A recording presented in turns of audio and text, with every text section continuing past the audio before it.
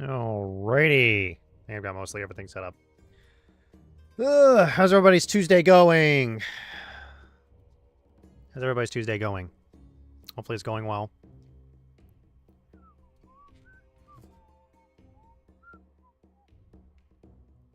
How's everybody's Tuesday going? How's work been? How's the week? How was your weekend?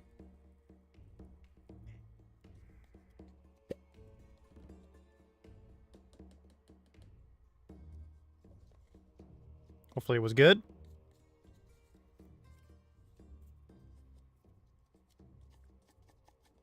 Just cleaning some things off real quick.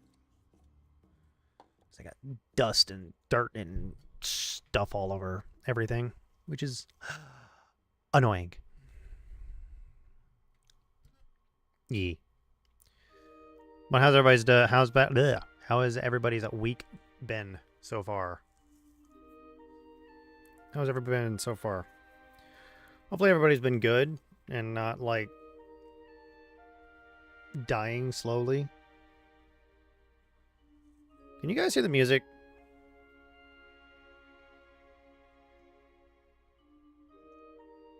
Is it too quiet? Because I can't really tell. It's a bit quiet. The issue is that sometimes the music is either really loud or really subtle. We'll go there and we'll see. Because some of the songs in this playlist are extremely loud. But yeah, I've been doing good. I wasn't on yesterday because I had to do some things, some real life things. So there was that. Speaking of real life things, hang on, let me just check one thing real quick while I'm live.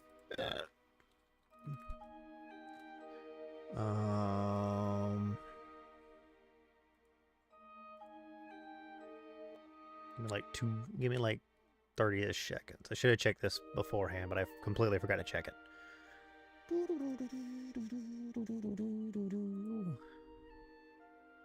Okay.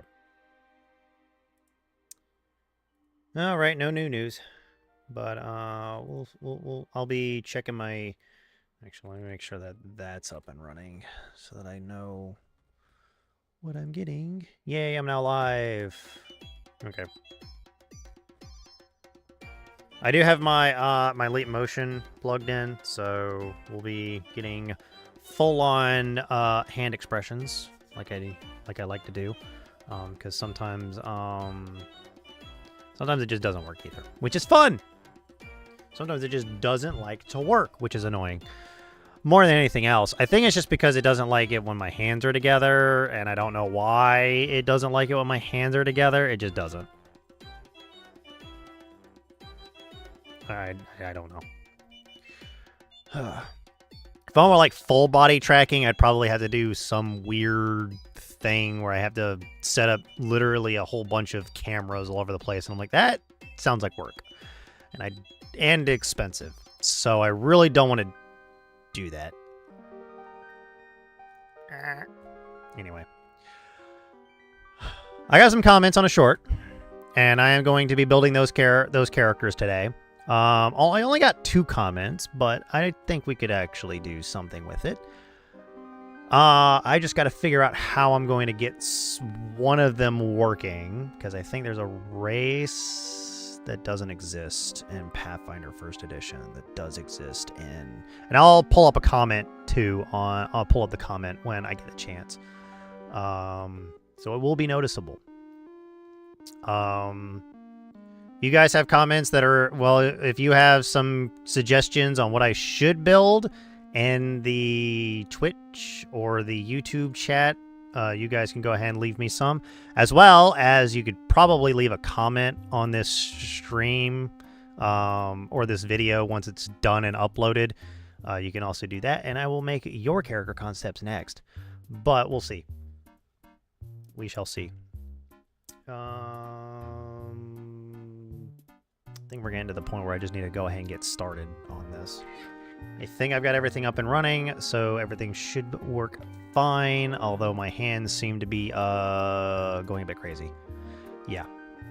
So I got 2 of them. They will be level 1 to start out on, but if I feel like I can't get the concept down with just level 1, then we'll have to probably work in some other direction.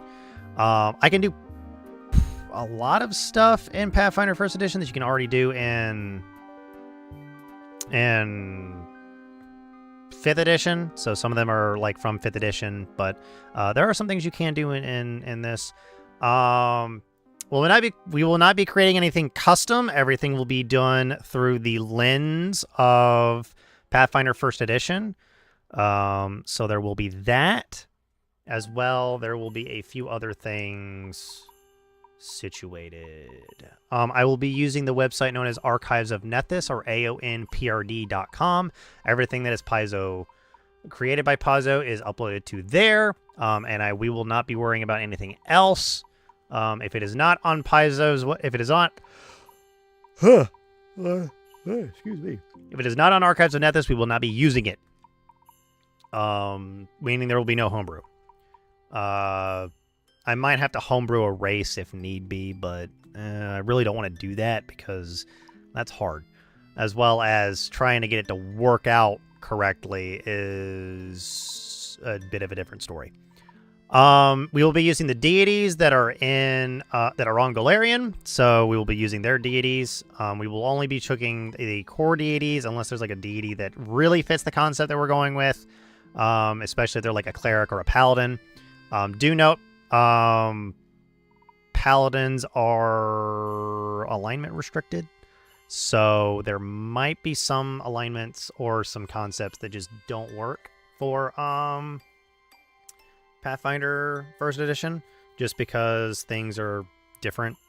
Alignment is way more important in Pathfinder First Edition than it is in D&D 5th Edition or Pathfinder 2nd Edition. I think alignment has pretty much been like thrown out for like as a mechanical purpose in both 5th Edition and D&D and Pathfinder 2nd Edition. It does still exist in 1st Edition because there are some spells that are actually like tied to alignment, as well as like some creatures are like supposed to be that alignment kind of situation. So yeah, we'll see. We'll see how things go. But we'll go ahead and swap over to the main thing, and we have this setup. We're using Foundry as our VTT because it makes things a little bit easier. We have Archives of Nethys up on our right. We will be looking at, and I will go ahead and pull up some of these real quick. I have them saved, so let me go ahead and pull up some things. Where'd I put them? I put them in pictures, character concepts, and did I save them both as the same image? I did. Oops. Save both images. I saved the wrong image. I'm supposed to save this one. Save image. Image 2. Save. Alrighty. Then we'll go ahead and get our first comment up. Move it over there just so that I can make it nicer. Make it a little bit easier to read.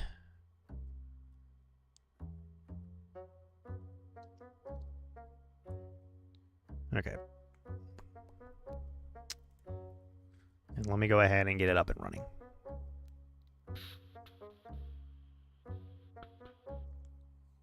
Hang on. I gotta figure out how to do this again. I think I need a window capture.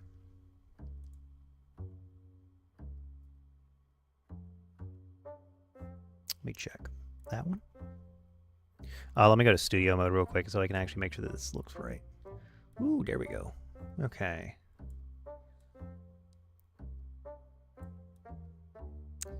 Actually, we'll stick it down here for now.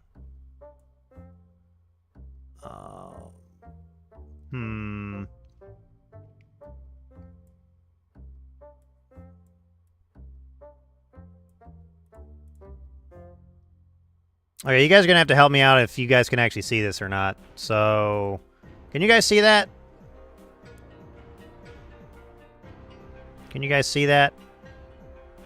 Can you guys see this?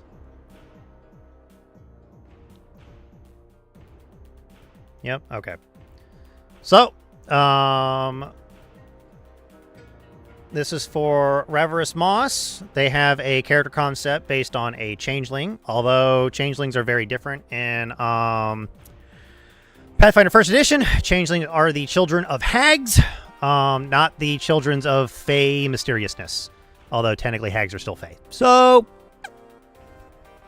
there's that. They wanted to have a character that was based around enchanted to have canon features. We can easily use a race that is based around that. There are 2 that I know of that are based around canon features. One of them is the Kitsune, which is a fox folk, and then the other one is technically called Skinwalker. I know it's not politically correct, but that's what it's called. I don't make up the rules. I will DM them or reply to them once this is done. Magician of Chaos, using charms they've learned and blended into the outskirts, bringing trickery and is stumbled upon. I know exactly how to build this character. I know the exact character to build with this. We are going to build... Okay, so, first of all, let's go ahead and get this up and running. So, let's go ahead and get a new character made. We'll go ahead and name it after the person who commented. We will not have an image. I'm sorry, but I'm not a artist. If someone wants to build this if someone wants to draw this character, they can. Oh, I just realized that my model's too big. Yes, you get to see me fiddle with my model right off the bat because I'm doing screen stuff instead of other things. So yay, you get to see this the man behind the curtain. Woo! Got to see the man behind the curtain. Alrighty. So, let's go ahead and get this started. We can go ahead and start with race. We'll go ahead and start with, I know where it is. It should be in here somewhere, known as the Skinwalker. It is a shape changer Skinwalker. Skinwalkers are dependent upon some things. They already gain a +2 to wisdom and intelligence. Not really too bad. They also gain a +1 bonus based off of the score while shape changed. Their bestial form, they gain a +2 race upon and one of these 3. Skinwalkers are specific heritage, gain different ability scores. Do note that this is all the stuff that is about it. Not too bad.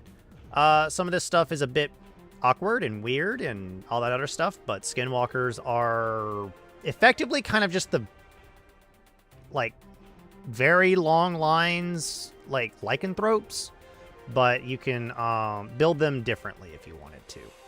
Now let's go ahead and go to Archives of Nethys, and we'll go ahead and look at Skinwalker itself, and we'll see what the other versions of Skinwalker give us. I believe Skinwalker is not technically a PFS legal race, but I don't really care. Skinwalker... Let me actually make this a little bit bigger, because I can't read this. They get a +2 to wisdom, +2 to intelligence, and +2 to their skill while in beast form. That's all not really what we're looking for. I believe there's a werewolfkin. Where is it? Tiger? Werewolfkin. There we go. Or the witch wolf.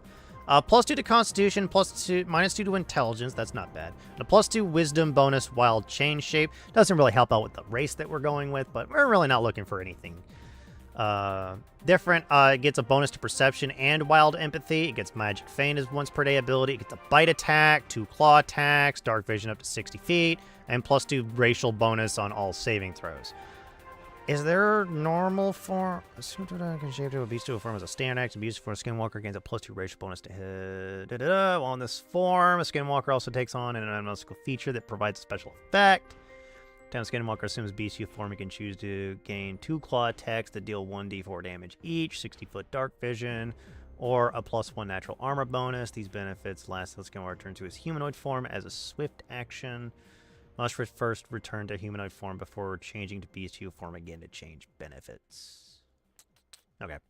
And a Skinwalker speaks common. I think Skinwalkers are usually human? Outwardly human. Yeah, they're usually human. So skinwalkers and kitsune kind of function the same way. Kitsune are fox folk. We could have chosen kitsune if we really wanted to, but I don't know if that's really what they're going for. Given that the bestial version of skinwalker can really be determined by anything, although it's usually like a beast man type situation, like the hybrid forms of lycanthropes, I believe is what they usually end up looking like. We're going to which they are born. Those rare who have been bred true for generations tend to have dark eyes, straight dark hair. They should vary greatly when they shape change. They gain a bestial visage, evoking the creature they emulate. The snout elongates, teeth become more prominent, claws emerge from fingertips, and skin toughens into hide. Despite their shape-changing abilities, they are not immune to infection from a full lycanthropes. So yeah. I find it funny that Skinwalker's not PFS legal, but the, like, traits are PFS legal, and I'm like, how would you play a Skinwalker if Skinwalker's not PFS legal? I find that funny. I just find it funny. There might be some, like, small... I think that might be, like, the case for, like, some specific other things, but... Anyway, we got the Skinwalker. We'll use the Skinwalker. We'll use the Witch Wolf version, which does change a few things for us. Let me go back to Skinwalker... all the way down. I know it's not... I know it sounds weird when I say it, but this is just how we're going to have to do it. +2 to con and -2 to intelligence, so we just change the wisdom to con. Change the wisdom to constitution, which isn't bad. A little bit more tanky. We do lose some points into intelligence, which isn't that big of a deal. We do get a +2 bonus while shape change, the wisdom while shape changed. Not too much of an issue. Oh, we changed the handle animal to perception. Which, if you notice, Pathfinder has a whole bunch more skills attached to it. But, and that's about it. The shape change does change for this version, but we'll get to that when we get to that. Next, we'll go ahead and pick our class, which I know exactly which class. Oh, we're going to pick the sorcerer. We're going to go ahead and just put a hit point in there, just to make it easier. You just heard the dice roll. I don't have Dice So Nice installed, so you just heard the dice roll. We got 6 hit points right off the bat. We've already got 8 hit points. We're going to go ahead and do our attributes next. Of course, charisma is very important for our sorcerer. So we're going to at least go ahead and put a 16. Actually, we're going to get this as high. We're going to go 18. We're going to do a high fantasy, so 20 point buy to make this a little bit easier. I kind of would like a little bit more. We're going to have to dump strength because we got to dump something. And I think that's about it. That's all we're really going to have. There's a reason why I put the 2 points into intelligence. That's just so that we can have a little bit more intelligence. We're going to have a little bit of con. Not great, but our racial bonus does give us a +2 to con. We only know common, which is not going to be much of an issue. We have simple weapon proficiency. Honestly, I don't really think that we even need our charisma to really be that high if we don't really want it to be. But charisma is, of course, very important for casters. Or for sorcerers, so that's up in the air. We get a +2 to will, +2 to and +1 to fortitude, which isn't too bad at first level. We already have an AC of 12, not too bad. And now we're gonna go ahead and pick our bloodline and some of our features. We'll get to equipment later, but we're gonna go ahead and pick our features just to make this a little bit better. Let me leave this up so that I can actually continue to make sure that I actually get this right. So we're going to go ahead and pick... We're going to go ahead and grab one specific bloodline that is actually... enchanted? Using did she say charms? Using charms they've learned and blending into the outskirts. Okay, so that's an easy thing to do. We're still going to go with the Fae. We're going to go with the Fae bloodline. Make sure I'm grabbing the right Fae bloodline, because there's actually 2 Fae bloodlines. Yes, this is the right Fae bloodline. So we're going to get the Fae bloodline. Fae bloodline is, well, they've been they've been kind of corrupted by the Fae, or they were born into a magical family with Fae origins. And emotions are usually high for you, so that's how Fae tend to work. Let's see here. Using charms they learned, blending into the outskirts. Well, there's a few spells that we could actually get into, but first, let's go ahead and get another thing. Let's go ahead and get spell focus.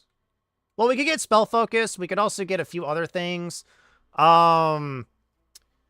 This is where, like, I have to use some creative liberties because it's kind of up to me on how I wish to build this character. But if this character's kind of trying to use charms and such as their primary form of... So they're primarily just going to be using spellcasting. So we may not need a couple of the feats, at least at this early of a level. Although I would probably say that any spellcaster, if you're looking to, quote-unquote, optimize your character, you're going to want to grab point blank and precise shot just because rays are kind of important. If you're not planning on using rays or bows or crossbows or any ranged weapon, you don't need it. But for this intents and purposes, we're not going to pick it. We're going to try to get the build up as fast as possible. So we're going to pick up spell focus. Specifically, we're going to pick up spell focus enchantment to make enchantment spells harder to resist. We're going to go ahead and go in and change these things. We're going to go ahead and select our target. It's going to be under our spells. We're going to click the DC for enchantment spells. So, DC for enchantment spells have been slightly higher. I will note that if we had chose Kitsune would have been technically the more optimal choice. I don't really care. At this point, I'm not looking for optimization. I'm looking for fun. So we get Eschew Materials. If you wonder what Eschew Materials does, it just means that you can cast spells without material components as long as it costs less than 1 gold piece or a gold piece or less, which means you don't need the funny thing known as material components for 90% of your spells. There are a few that do need it, and some of them are just foci. Do note that materials in Pathfinder 1st Edition are consumed upon use rather than the usual... They're not consumed unless said otherwise. Foci are actually a thing in 1st Edition rather than the usual other things. But we only get 2 skill ranks. Now, probably using charms, you're probably either diplomatizing your way through things or you're lying. So we're going to go ahead and put a point into bluff. And now I really get to put a point into whenever I want. Depending on how you want to build this character, kind of depends on where you want to put this extra skill point. You could put it in stealth. You could put it in spellcraft. You could put it in really anything here. I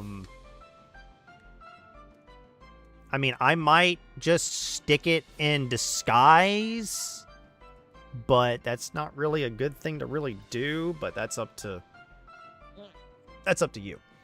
This last skill rank is kind of up to you. We can't put ranks into fly because we have no way to fly yet. Don't care what you ask. We have no way of flying. There's knowledge arcana. There's knowledge nature.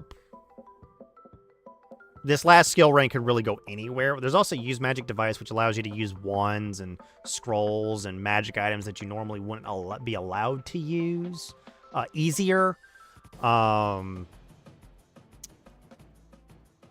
don't really know where to put this last skill rank, so if we're looking for trickery, we could probably go with more into the use magic device range. I mean, we could have put in intimidate, but I think bluff is kind of more important. Now we get to the fun part, spells, and then equipment. So we're going to go ahead and get this done. We're going to go ahead and first, I'm going to go ahead and change it to 0 level spells, cantrips, orisons. Going to click sorcerer, and then we're going to go ahead and pick some spells. We're going to go ahead and pick up daze, mainly because it's the only enchantment cantrip. And it's actually really good. Early on, it's actually really good. I don't think we get dark vision with this race. Does this race get dark vision by default? No. They are 30 feet, and they can speak any other language. They're considered medium. They're a shape changer.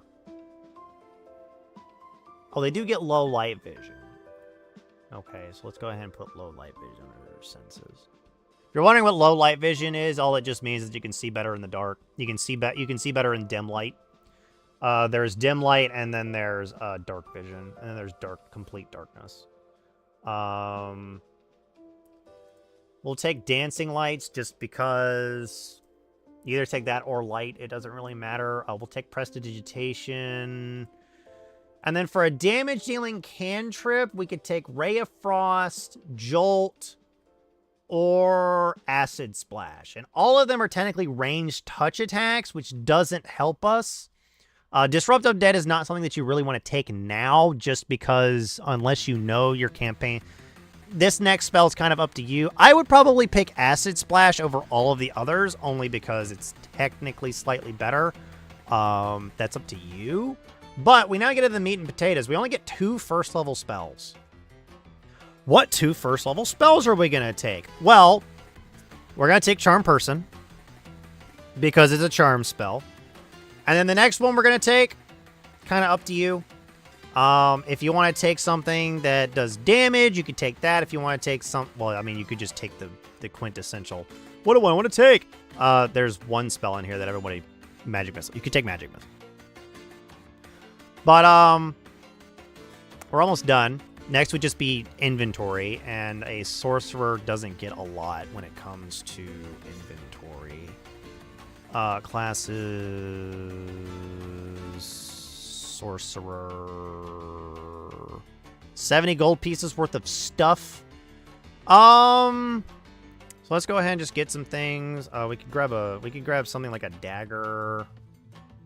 We could grab a crossbow.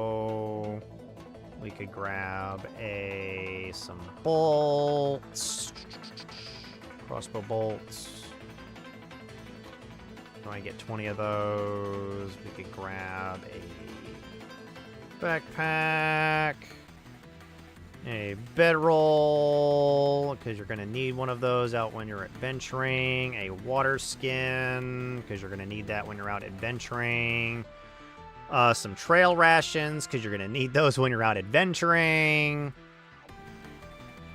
Probably about 5 of those. I mean, we've already spent almost half of our... I mean, we could also get some other things. These are kind of just the basics. Technically, we could have just pulled up the Sorcerer kit and see what's in there. I mean, I guess we could go ahead and grab, like, a mess kit. A mess kit. I mean, now we're getting to the point where we're in a medium load, but at this point, it really doesn't matter.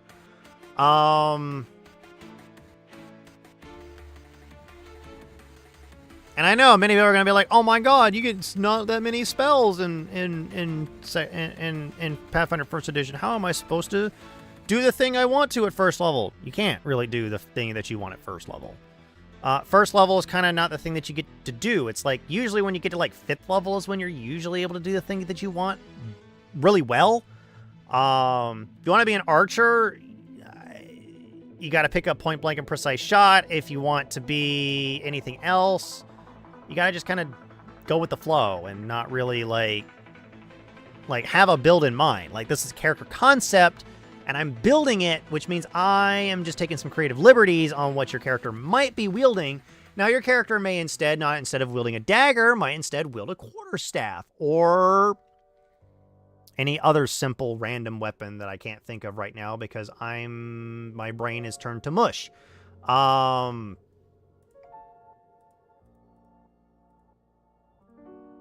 Like, any of these weapons are technically legal to use as a sorcerer. I mean, you could pick up a gauntlet if you really wanted to. I wouldn't recommend it. Like javelins, darts, a few of these other things. I would not pick up a cestus. That's probably not a good idea. But most of these weapons are honestly not bad ideas. There's also like the long spear if you really want to have like a melee reach weapon. That's really your only option for reach weapons, but you got some options here. You can also use a blowgun if you really feel like doing that. Ignore the bayonet. That one's technically is likely not legal for many games. So, it kind of just depends on... I don't even know what this is. What is this? I didn't even know what this was. There's the normal Kamada. Or Kamade. I have no idea what those are. I'm not gonna lie, I have no idea what those are. Kunais, which are just effectively throwing knives. Daggers. Clubs. If you want free weapons, like you're like, oh, I don't want to take anything, like pick the club and pick the quarterstaff. Like they're both free. The quarterstaff is free and the club is free. They do weigh a lot comparatively. But that's effectively the build. We have like 45 more gold pieces to spend. You guys can probably think of something to spend it on. You could spend it on frivolous things. You could spend it on practical things. You can spend it on potions. I mean, we have enough to spend. No, we don't. You can't even buy a simple potion.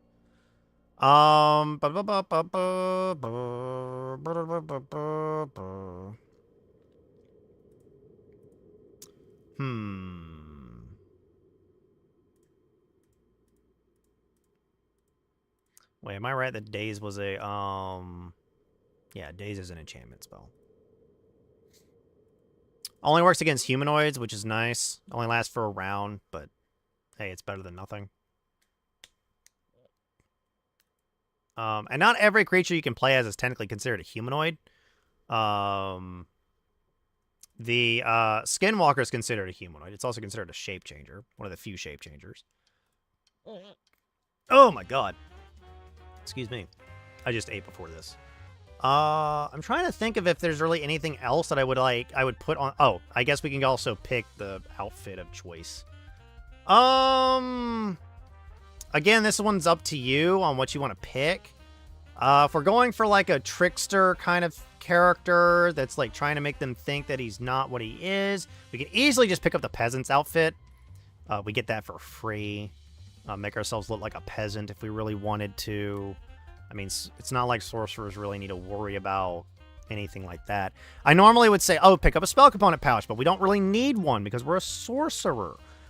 You probably could look up some spells to see if there's anything that's over a gold piece that you want to cast one day, but that's kind of all that I have for this character. There's a few things that I haven't finished, and it's mostly because only going with the current things at level 1, I can't really figure out what it is that they really want to do. We could have picked a different race if we really wanted to and kind of just flavored it to have this backstory. But Skinwalker kind of fits this kind of theme already, and I already knew which background when they said Magician of Chaos using charms, and I'm like, okay, that's effectively a fae.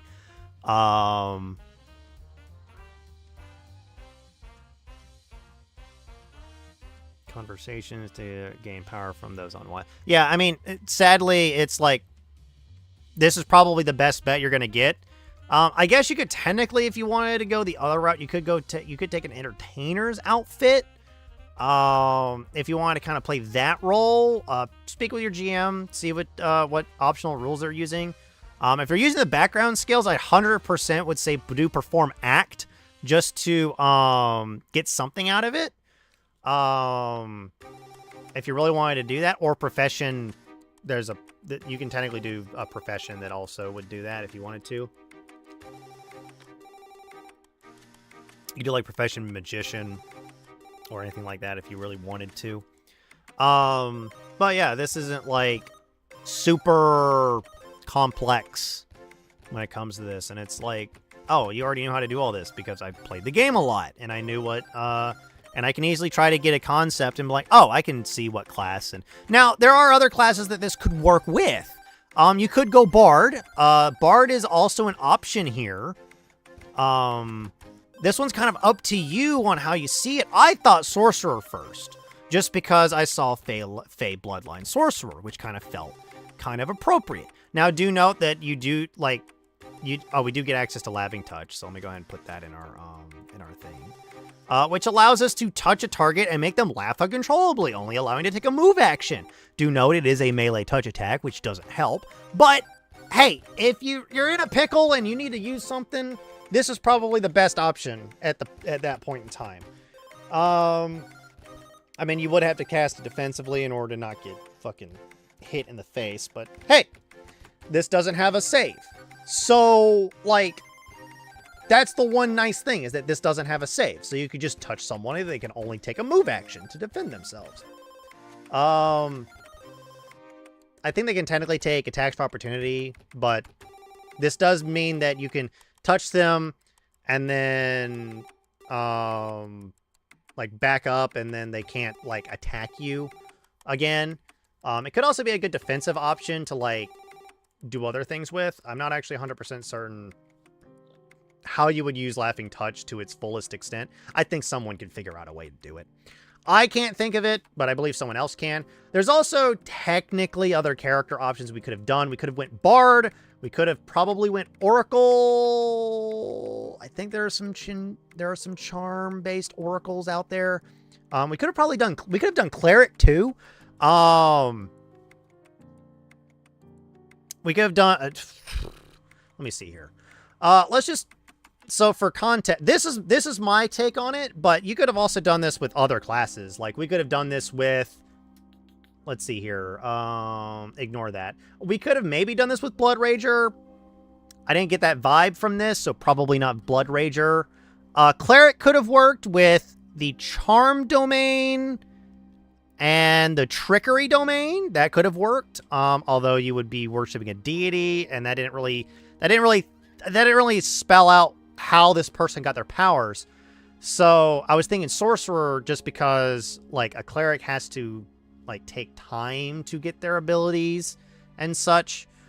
There's Druid. You could have done Druid maybe, but Druid doesn't really get access to things like Charm Person or charming like people. They only get really charming animals and enchanting animals and stuff like that. Gunslinger doesn't. Hunter has an issue with that too. You could have gone Inquisitor. Inquisitor could have probably worked depending on how you flavored your Inquisitor. Although it runs in the same issue like Cleric. Kineticist, I haven't played enough to really know what a Kineticist can do. I don't think they can charm people. There might be. Magus, you could have maybe done it with Magus. I'm going to go with no. Mainly because, well, you could have technically taken a specific archetype of Magus to do it, but I don't see it working. I don't see it working with Magus. Medium, Mesmerist, I don't think those work as well. They could have, but I don't think they work as well as I'm thinking they would. Monk just doesn't work with this. Ninja, maybe. I think there's some ninja tricks that you could probably pull something off like this. Same with Rogue. There's some Rogue talents you could probably do with that as well. There's a Cultist. I'm not too versed on some of these classes. Oracle, I think there's a mystery that revolves around charming your opponents. I could be wrong. Paladin. Paladins are more of a martial class. They're not really meant to cast spells. They only get up to 4th level spells in this game. Anti-Paladin is the same way. I could see an Anti-Paladin doing something like this, but they're still not in my cup of tea. Or in the way that I thought this. Psychic could have maybe done this, but Psychics are more like pure dealing with the mind kind of thing. So I didn't see that. Ranger, no.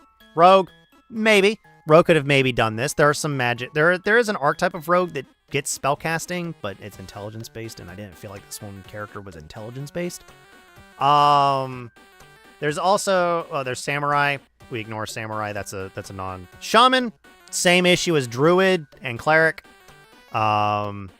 Shifter is a pure martial. Skald, like Bard, except more angry, causing everyone else to be angry more than anything else. Bard, Sorcerer, Enchantment Wizard, Witch, maybe Witch. Witch could have probably worked with this. I don't know if they were going for the more of like they're serving a patron. They might be going with the more they're serving a patron, which if they were, I would have went with Witch. Although they didn't say anything about a patron, so I took some creative liberties on that. I would probably say that if I were to redo this and I were to get full context, I would probably say go with the Witch. Let's build a Witch version. I think we're going to pretty much have roughly the same type of stuff. I think our spells are going to be different. And our attributes are going to be slightly different.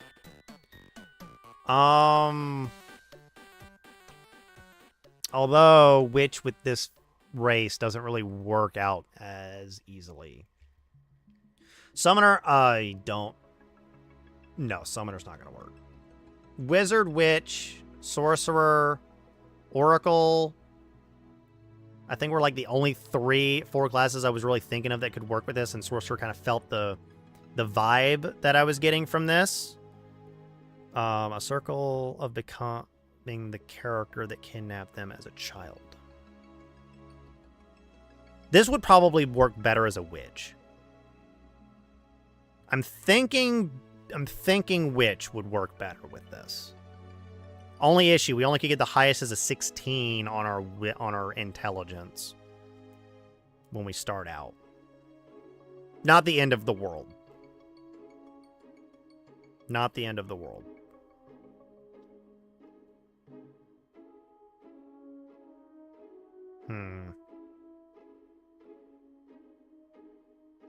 Let's rebuild this character real quick. We're gonna actually just duplicate this character. We're just gonna duplicate it. And all I'm gonna do is I'm gonna change out 2 things. We're gonna change this out. We're gonna get rid of this feature and this feature. Oh, I don't have a class anymore, that's right. And then we're just gonna go ahead and grab witch. We're gonna see how the witch works. Technically with this, we would also get a familiar. We're gonna go with witch version. Witch. Now, if you're wondering why I'm choosing witch, because it says a circle, I'm like, well, is this like you're trying to be the patron maybe? So witches get patrons. Witches get patrons. So let me go ahead and just do that, which does mean that our intelligence is 16. Not the end of the world. Don't complain. Whoever out there is saying, oh my god, you're good at, you're taking, don't care. I do not care. Shut up. This is for fun. This is not for freaking optimization. If you want to go play an optimized game, go play somewhere else. Go look somewhere else. We get patron spells and witch spells. Let me actually look at the patrons, because I haven't played a witch in a while, so I actually don't know what patrons we can pick, and I think one of them is based around, I clicked witch, didn't I? Did I miss it? Oh, it's loading. I know I'm kind of talking a lot, and I'm just trying to explain some things, but that's just because and as you can see, there's a crap ton of classes that we could have picked. And half of these classes, I would say, wouldn't work the best. But we'll have a sorcerer and a witch version.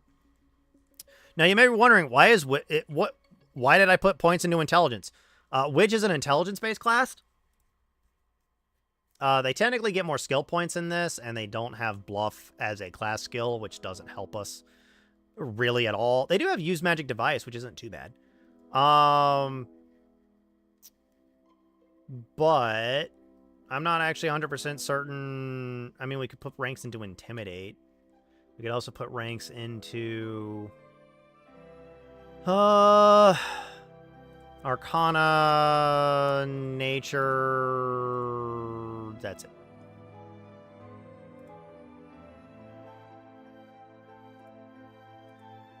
We get all first level witch spells, which I think this is not a witch spell, if I remember correctly. It says infinity. That's just because of BS. Do not worry about that. Browse spells. Let's see. Did this finally load? It did! Witch is still a D6 hit die class. Actually, we get 105 gold pieces? Dang, Witch is stacked. We get cantrips, a hex, and Witch is familiar. The hex is kind of up to you on what to pick. Our witch is familiar is technically how we store spells, so effectively a witch is like a wizard, except they store their spells inside their familiar instead of anything else. They get all 0-level spells and plus 3 spells of the witch's choice, an additional number of spells equal to her intelligence modifier. So we get 6 first-level spells. We go to the witch spell list, and let me go ahead and just stick every single... we get that, bleed, arcane mark, bleed, Dancing lights, daze, detect fiendish presence.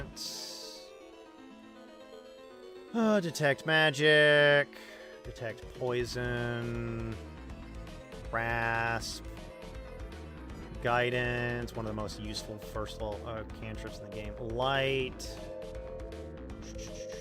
mending, message, purify food and drink, read magic. Oh, they don't get prestidigitation. I didn't even know that. Read magic, resistance, spark, stabilize, and touch of fatigue. We only can prepare 3 of these, so take your pick.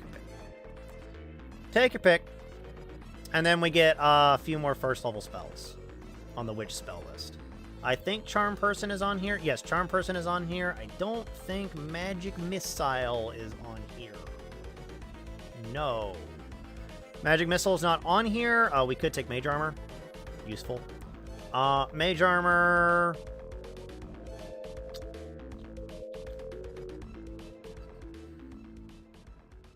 I think Unbreakable Heart is kind of a good one, too. Up to you, though. Many of these spells are kind of up to you on which ones you want to kind of cast and which ones you kind of feel like you should be casting.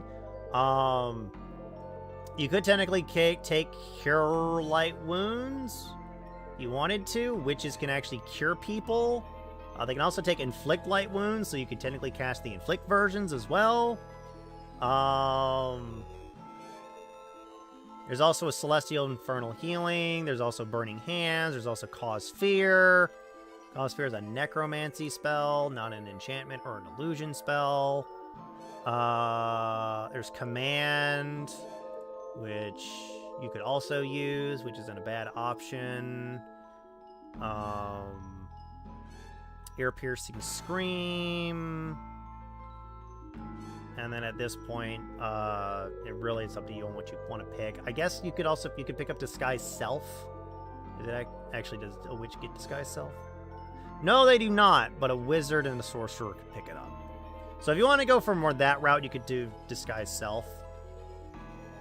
And you could just pick up, like, Identify, or you could go, like, full in on the enchantment if you wanted to. I'm just picking some spells that are kind of, like, useful spells that you could use. It's up to you on how you want to build the character. And we'll go ahead and just prepare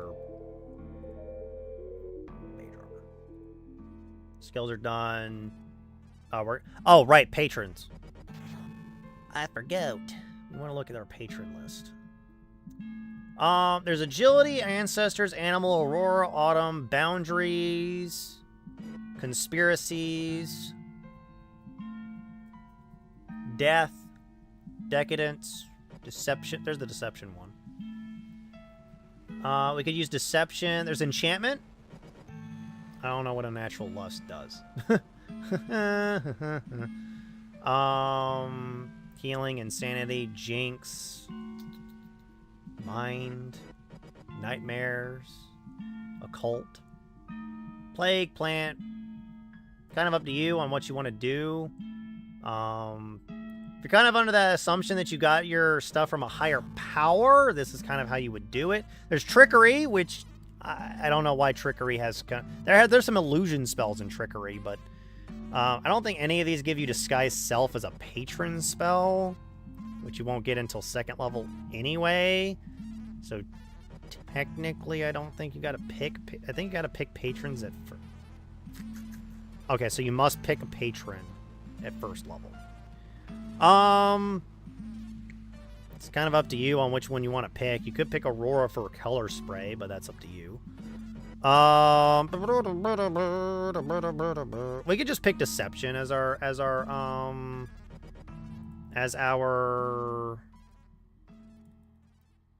Deception. We'll go ahead and pick Deception. Deception Patron. So Deception Patron, which just gives us a few, like, I don't think all of these are, a lot of these are kind of, some of these are illusions, some of these aren't. It's kind of up to you on how you want to do it. We're still going to take Spell Focus Enchantment. We do get a Hex. We get a singular Hex. So I'm going to go ahead and look at Hexes real quick. Let's see if there's one here that might, like, jump out at me. That's like, oh my god, that's super. Oh, there's Charm. There's the Charm Hex. Although it really only just improves the attitude if they fail to save. Probably not the best thing in the world, but that's up to you. It's up to you on how you want to make some of these useful. Do note that if you find that this hex that you're taking is just not that useful, ask your GM to change it. Ask your GM to, like, change the thing that you want to do. Some of these are actually, like, kind of devious. Like, there's the child scent one. There's Coven, which is for hag covens or something like that. Dark Apothecary. There's Death Call, Discord, Disguise. So technically, if you want Disguise Self, you kind of have to pick the Disguise Hex. There's also another one in here that I would say is... A lot of people would say, pick this up. It's too useful to go without, and it's Evil Eye.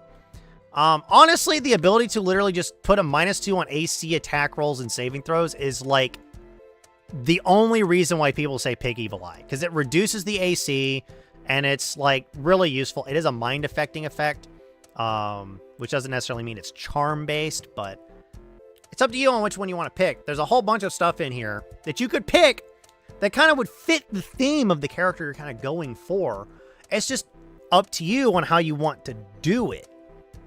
I'm not saying that you have to do it that way, but there are ways to do this, and not everything is necessarily going to work out in your favor. There's Seduction, if you want to go with the more, like, seducing people, but that's up to, again, that's up to you. I'm not going to say that is, I'm not going to tell you how you can't do that. There's Slumber, which is honestly also a really good hex to use as well.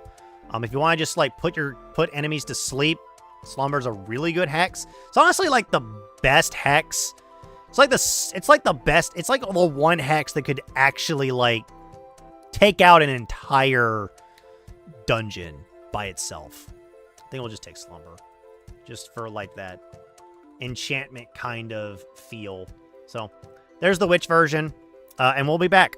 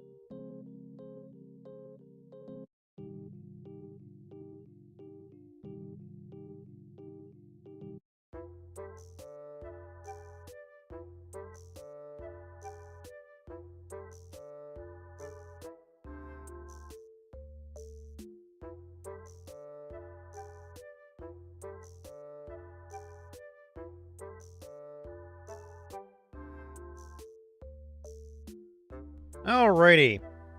I'm back. And we're back. Okay. So that's our first character. Picking Slumber is not a bad option by any means, but it's also not the best. But that's the character. I think it's actually a pretty good character. So we will consider that character to have been built. And now we get to move on to our second character that I have access to. That somebody wanted me to try to build their concept in Pathfinder 1st Edition. It's going to be a little bit harder, only because let's see here. Did it pull it up, or am I going to have to? I'm going to have to do a thing, aren't I? I got to do a thing. That one. Alrighty. Can you guys see that one? Kind of hope so. Well, it's as small as I'm going to be able to make it. So, they want me to make a white dragonborn cleric of a goddess of necromancy and death. Do note, I can make the cleric of a goddess of necromancy and death. I sadly cannot make it the dragonborn. So, we can do the next best thing. We can do a white kobold. That's really our only option, is to either do a white kobold or do something called a Wei Yang. I think it's called a Wei Yang. Let me just double check. Let me double check some things in here. Races. Oh, the races. Scroll all the way down. Is it a Wivarin? Or is it Wei Yang? No, it's Wivarin. It's the Wivarin. Sadly, they don't really have anything that it really tells me that makes me scream cleric. But we can do kobold. I think kobold actually has some things for cleric. The only issue with kobolds are not really that strong. Kobolds are actually like really, really, really, really weak. They're like the weakest race in Pathfinder 1st Edition, basically based off of some things. I don't even think they really get cleric. Oh no, they do. They get cleric. Yeah, they get cleric. They have a cleric class feature if we really wanted to use it. I don't think we're going to. We could take Worm Crown to get rid of the crafty. We could take Gliding Wings, which also is kind of neat because we could get wings that allows us to kind of take no fall damage easily with the DC 15 fly check. We could take a prehensile tail. We could take a dragon scaled, which in my honest opinion, we would probably take this just to get that feel of a white scaled kobold. Just because it would be fun. We're not really gonna take Dragon Affinity, only because that's for sorcerer. So we're gonna build a kobold cleric, a white kobold cleric.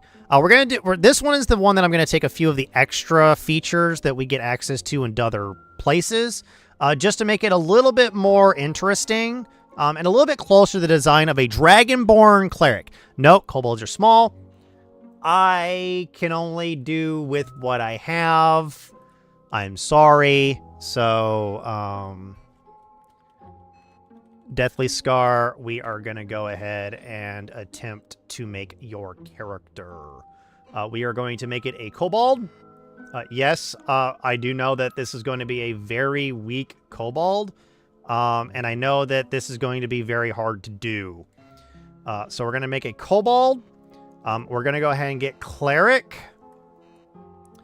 And we are going to pretty much be focusing on just spellcasting. Reason, we have a very low strength score. We're at least going to bump up our strength a little bit so that we're not, like, completely dead in the water. We don't really need that high of a dex score. We could probably go get away with that. We're going to need a little bit more. We're going to really focus on spellcasting, though. We might have no choice but to lower this to 10, which isn't most ideal. I think we're going to have no choice but to do something like that. We are running into an issue, and that is just we're not going to have really much of anything to do. There's a reason why I didn't lower Charisma to 7. Charisma is required for one specific thing, and that is for channel energy. We do only know Draconic GMs allow your kobold characters to take common if they so wish to play a kobold. don't make it so that they can't get common for free. Your world, you can do whatever you want with it. We're just still going to build a basic one. So we're actually going to do this. We're going to... Actually, I do need to do one thing. We need at least a 13 charisma. So, again, we're gonna have a 16 in one of our basic stats. I don't really care; doesn't really matter.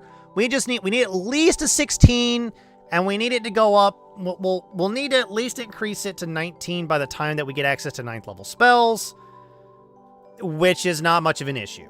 We're gonna pick 2 domains. We're actually gonna make this character the deity of Pharasma. Pharasma is the deity of death, the goddess of death. She's technically not the goddess of necromancy, but she is the goddess of death. So we're gonna go ahead and use Pharasma for this character. Pharasma is the goddess of death. We're gonna go ahead and go to deities. We're gonna go to Pharasma, and we're gonna check out what her domains are. Her domains are death, healing, knowledge, repose, and water. With some other ones like psychopomp and for death and repose or resurrection, souls, thought, ancestors. We do get 2 domains as a cleric, so don't forget that. I think we're gonna go with death and repose. The only reason is that Pharasma dislikes undead a lot.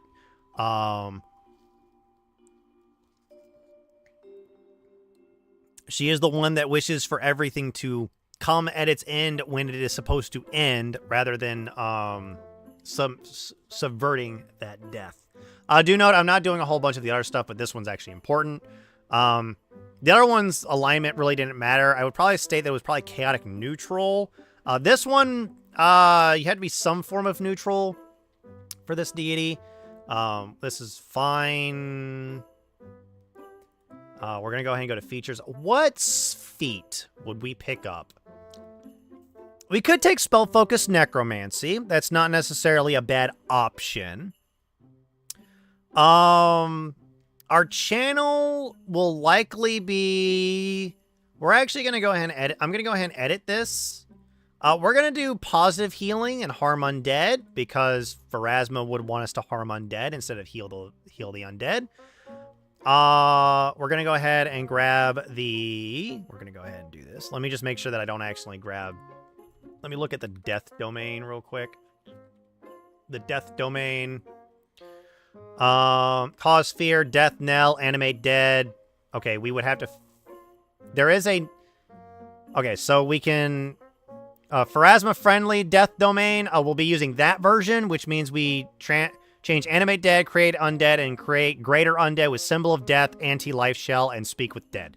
Because Pharasma hates the creation of undead, we are not allowed to cast those spells. At all. So we'll go ahead and take the death domain, but we're going to get the other version of death domain, which means we just got bleeding touch. It's fine. It's just bleeding touch. It just causes 1d6 points of damage. It is a melee touch spell, which isn't too bad, but yeah. And it also persists for a number of rounds equal to half your cleric level, which means it, unless you take DC 10 or any amount of healing, which means that at level 20, technically, you do 1d6 points of damage every round, which minimum that's 10 and maximum that's 60 points of damage. So on average, you're probably going to do about 35 points of damage. Or, yeah, 35 points of damage. That's because a d6 is 3.5. That's the average. And you can use that a number of times equal to 3 plus your wisdom modifier. We get one more. We're going to take repose. Now, why are we going to take repose? Well, because repose also gets quite a few things that are based around undead. Oh, wait, hold on. We would get speak with dead that way. And undead to dead. So the third level domain spell would be kind of wasted, but meh. Right, the death domain, our third level... Yeah, our third level spell changes from animate dead to speak with dead, and that doesn't really matter. We would get one, and Pharasma doesn't really have that many of good, but we do get gentle rest, causing a living creature to become staggered for 1 round as a melee touch attack. If you touch a staggered living creature, the creature falls asleep for 1 round instead. Undead creatures touched are staggered for a number of rounds equal to your wisdom modifier. So remember, domain power is quite powerful.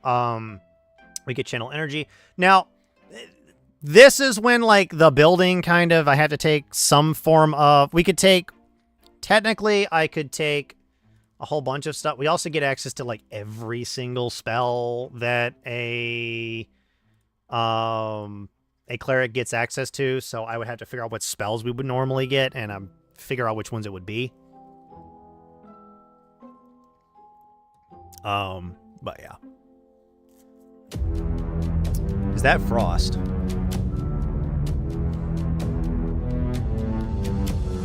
Well, hello, Frost, and welcome, Raiders. My name is Braveheart VT. I am right now in the middle of building characters that people have asked for in one of my shorts. Which one right now? We're doing a White Dragonborn cleric. Not a Dragonborn. He is a kobold. Or she is a kobold. I'm not 100% certain. They are a kobold, because Dragonborns don't exist in Pathfinder 1st Edition.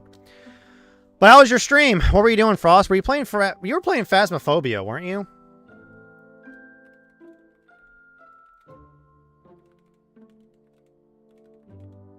Did I spell your name right? I think I did. Yes, I did. What were you playing? What were you doing? Ah.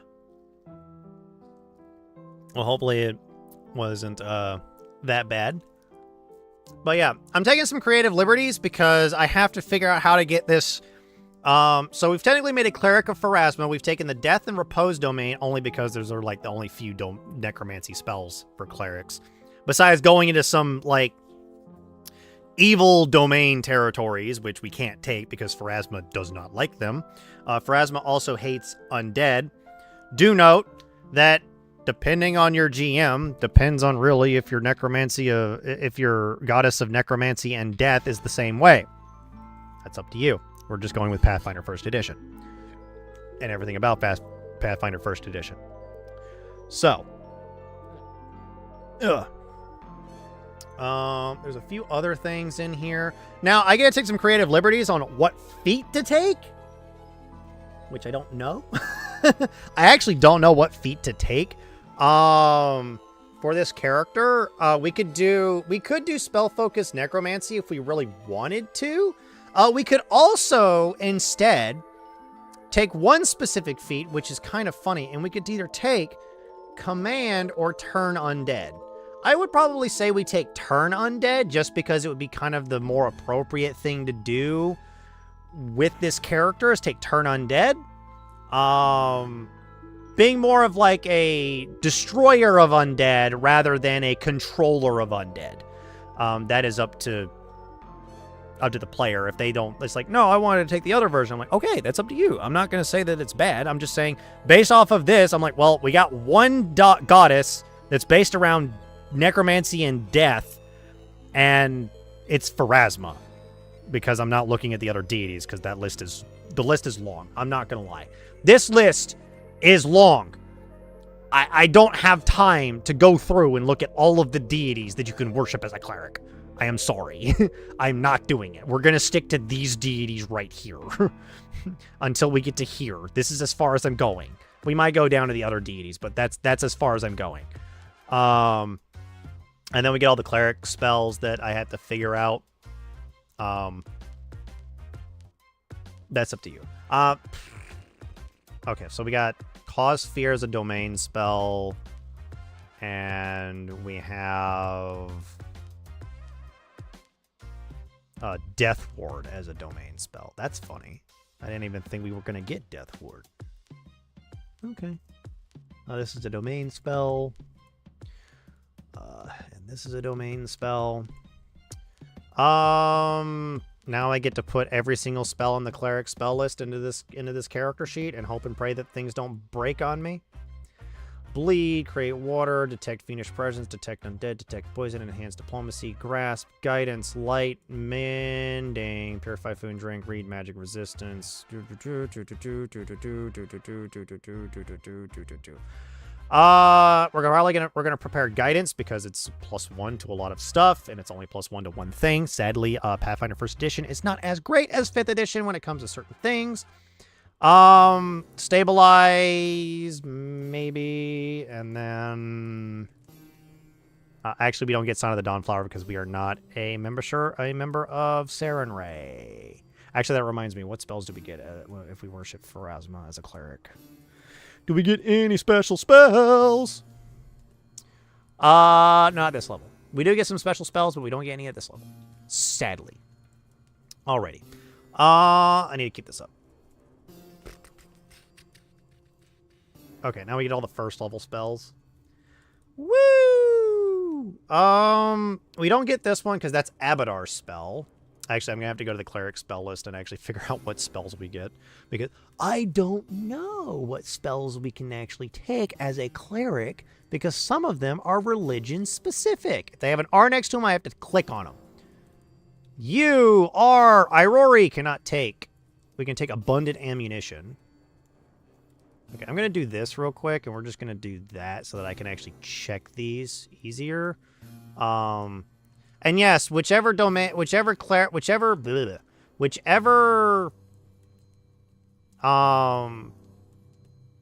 you worship does dictate on what you can and can't prepare. So we can take abundant ammunition. Let me guess. Advanced scurvy is freaking Urgath. No, it's Besmara? I didn't even know who Besmara is. Air bubble. Alleviate addiction. Ant Hall. Aspect of the Nightingale's Desna, isn't it? No, it's Shaylin. Authenticating Gaze. Bane. Barbed Chains. Realized you were streaming just in time to see you making my little dude. Yes! Sadly, I have to say, your character is not a Dragonborn. Because Dragonborn sadly do not exist. But I could do the next best thing. They're a kobold. They are a kobold.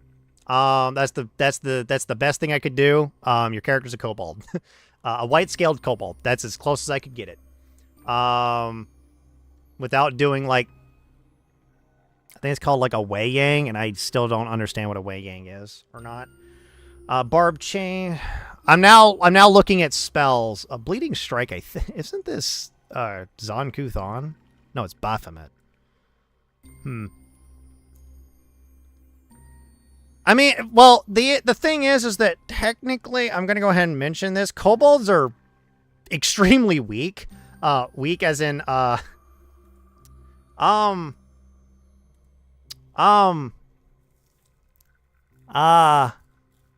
a -4 to strength and a -2 to constitution. Because Pathfinder First Edition is more or less based off of 3.5, which means your race gave you penalties and bonuses to specific stats, and sometimes they were really, really, really, really detrimental. Kobolds are technically considered the weakest, in quotes, weakest of the races based off of just, like, statistics and such. So there is other thing. You are a worshiper of Pharasma, which in Pathfinder First Edition is the goddess of death. Do note she absolutely detests undead. So your spells kind of more reflect around that kind of thing. The death domain usually revolves around animate, create, and greater undead, but we can change those to speak with dead, anti-life shell, and symbol of death. So, not necessarily a bad option, but if you were looking for a character that was more about, like, creating undead, I'm like, well, we got another option, except she's evil and she really detests life. Character I can make next? Okay. Cyrus Goddess was homebrew simply because none like undead. Well, yeah. I mean, Pathfinder First Edition has a goddess revolved all around on death. If you were more looking for that kind of thing, you could do that.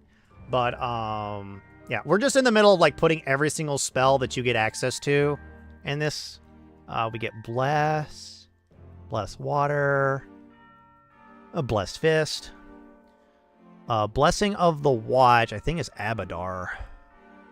Yeah, that's Abadar. We cannot take that spell. That's an Abadar only spell. Brightest night. I think that one's still broke though. Burning disarm. Carrion compass. Even though I don't think you're technically allowed to cast that spell with Pharasma. Oh no, it actually functions on one undead creature. Interesting.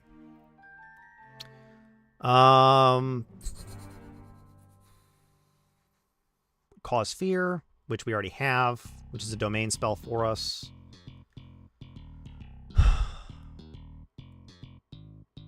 So yeah, if you're wondering, Pathfinder First Edition clerics actually get 2 domains instead of just 1. So that's not technically like your whole subclass. There's also no subclasses in Pathfinder First Edition. There are archetypes, but they kind of change like your whole class rather than just changing like parts of your class sometimes, depending. Celestial healing. Ceremony. Ceremony. Carrion call. Can we even cast this spell? We can. Carrion call. Cloak of Secrets. We can cast Cloak of Secrets. We can also cast Command. Good spell. Comprehend, compel hostility. Comprehend languages. Coward's cowl. Cultural adaptation. Wait, there's a Taldane version?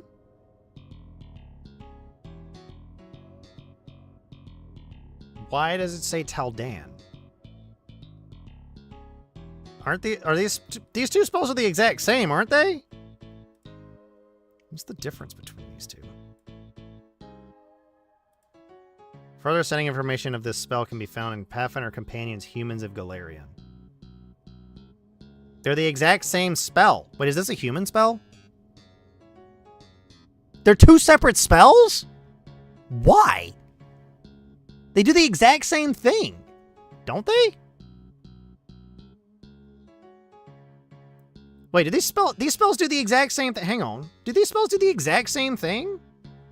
One's just from Ultimate Intrigue and the other one is from Humans of Galarian? What's the difference between these 2? I'm confused. Hang on, let me make these as small as possible so that we can actually see what these spells actually do. Do these spells do the exact same thing and I'm just dumb? When casting a spell, you must concentrate on a cultural or subculture to which you wish you to you speak the native language of the culture in question, then the duration culture in the duration of the spell, you speak the language of a native accent.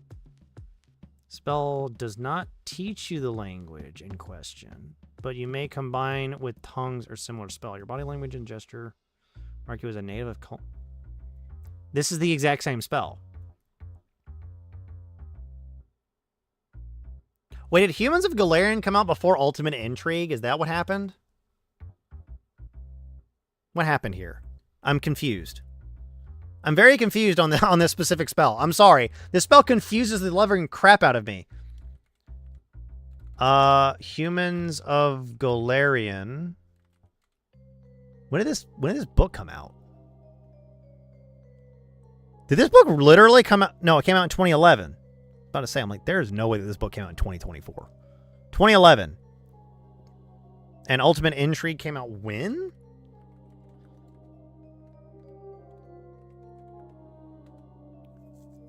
When did Ultimate Intrigue come out? 2016. Why did they re-release a spell that already existed? I mean, I guess you would just use cultural adaptation instead of cultural adaptation. Wait, does it also? No, it gives you the same exact bonuses. Yeah, it gives you the exact same bonuses. So I would just take cultural adaptation over cultural adaptation Taldan. That's weird. That is one of the weirdest. Playing a D&D 5e campaign while watching this stream? Hey, it's fine. So here's the thing. I play Pathfinder First Edition a lot, but I talk more about like the mechanics of Pathfinder First Edition rather than like the story of Pathfinder First Edition. I'm more deep into like and like stuff like that. Can we even cast Curse Water? We can't. I'll have to go back through and double check some of these spells because we may not even be able to cast some of these spells. We can cast Deadeye's Lore, can we? Yeah, we can cast Deadeye's Lore. We get Death Watch finally, technically on the cleric spell list, so it's kind of a waste of a spell, but I really don't care. There's Decomposed Corpse. We can cast this spell, right? It's not an evil spell. We're not allowed to cast any spells. Well, actually, we can technically cast any evil spell that we want to. So technically, we could cast Curse Water if we wanted to, but since we cast channel positive energy, we really shouldn't. Desperate Weapon, Detect Chaos, Detect Charm, Detect Demon, Detect Devil, Detect Good, Detect Law. Yes, all the detect spells are considered separate, and yes, alignment is very important in this game compared to, there's also Detect Radiation, which I find hilarious. Yes, there's a Detect Radiation spell. It kind of just depends on which campaign you're running. And yes, radiation does exist in this game. Detect Undead, kind of important. Diagnose Disease, Divine Favor, Doom. Dream Feast is a Desna spell. Ears of the City. Found your channel yesterday, and I don't know anything about Pathfinder. I've only played D&D 5e, Pokemon Tabletop Unite, and Open Legends, so this is new and fun for me. So, backstory of Pathfinder First Edition. Pathfinder First Edition came out in 2007. It's old. It's very old. But it did not used to exist because what else came out during that time? During that time, D&D 4th Edition was released. Why did D&D 4th Edition get released when D&D 3.5 was just released like 3 years ago? So everybody was kind of playing 3.5, and that's what people wanted to play.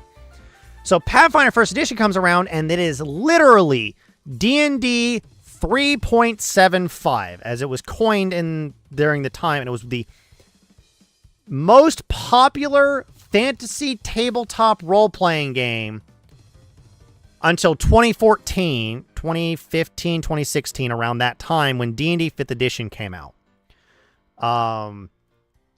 And recently they released D&D, or Pathfinder 2nd Edition, which is still a fantasy role-playing game. And then they also had released Starfinder, which is a science fantasy game.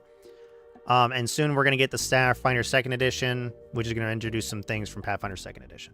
But that's the history of Pathfinder 1st Edition.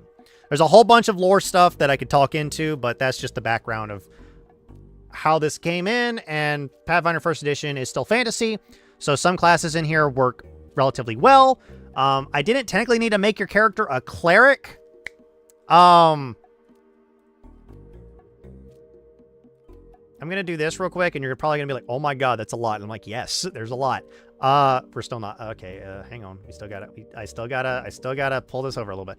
These are all the all of these up here are the classes you can play as.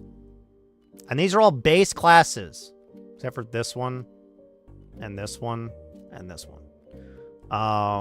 So there's a lot you could technically play as. I could have technically made your character a cleric, a oracle, a inquisitor, wherever inquisitor is, inquisitor.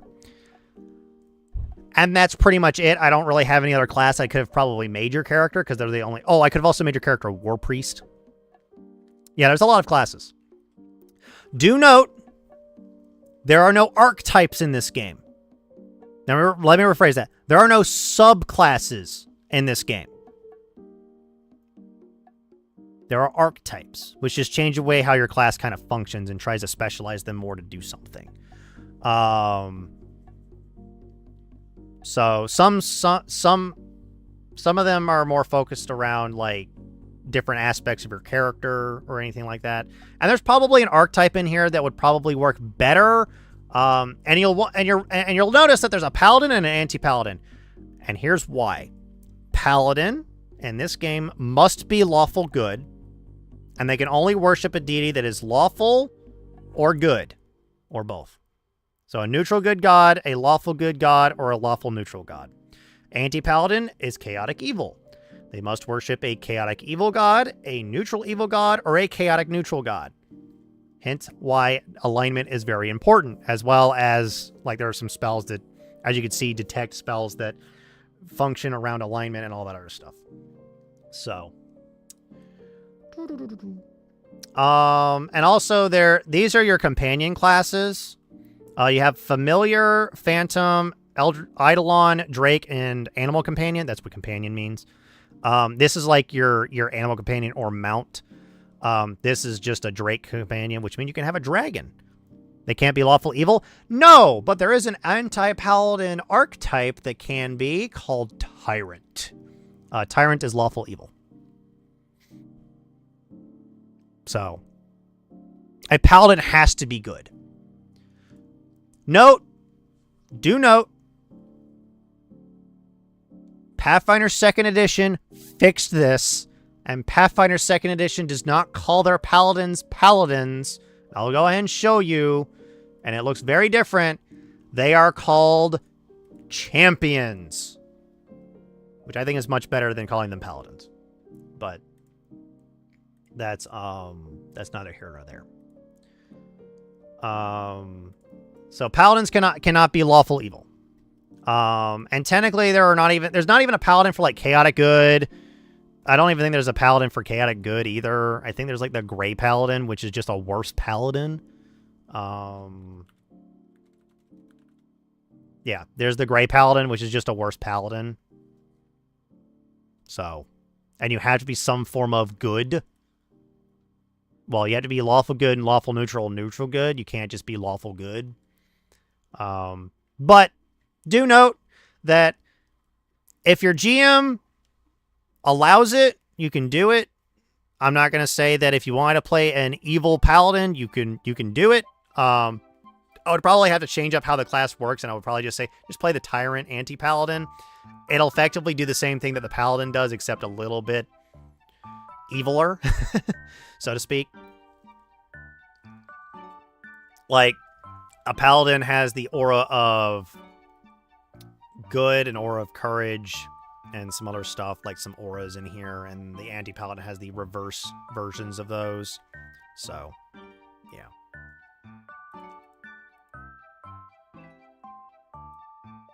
Anyway, that's neither here nor there. You're not here to, like, hear me complain about how why paladins can't be some other alignment. You're here to listen to me build up this character. Now let me go back to spells and click cleric again. And also, like, these are all the classes that cast spells. And you're wondering, what's this? And what's this? I think this is a race, and I think this is. I probably just kind of do whatever, and the rules are like guidelines. Oath of Devotion is an example. Can be devotion to a person. Yeah. And do note that paladins do have archetypes that are based around oaths as well. Anti-paladins don't, but paladins do. There are oaths that change some form of their class. I don't think any of these change the alignment restriction, though. It just changes some of the class features you get and change them to be a little bit more. There's an oath of there's an oath of vengeance. I don't think there's an oath of devotion in here, though.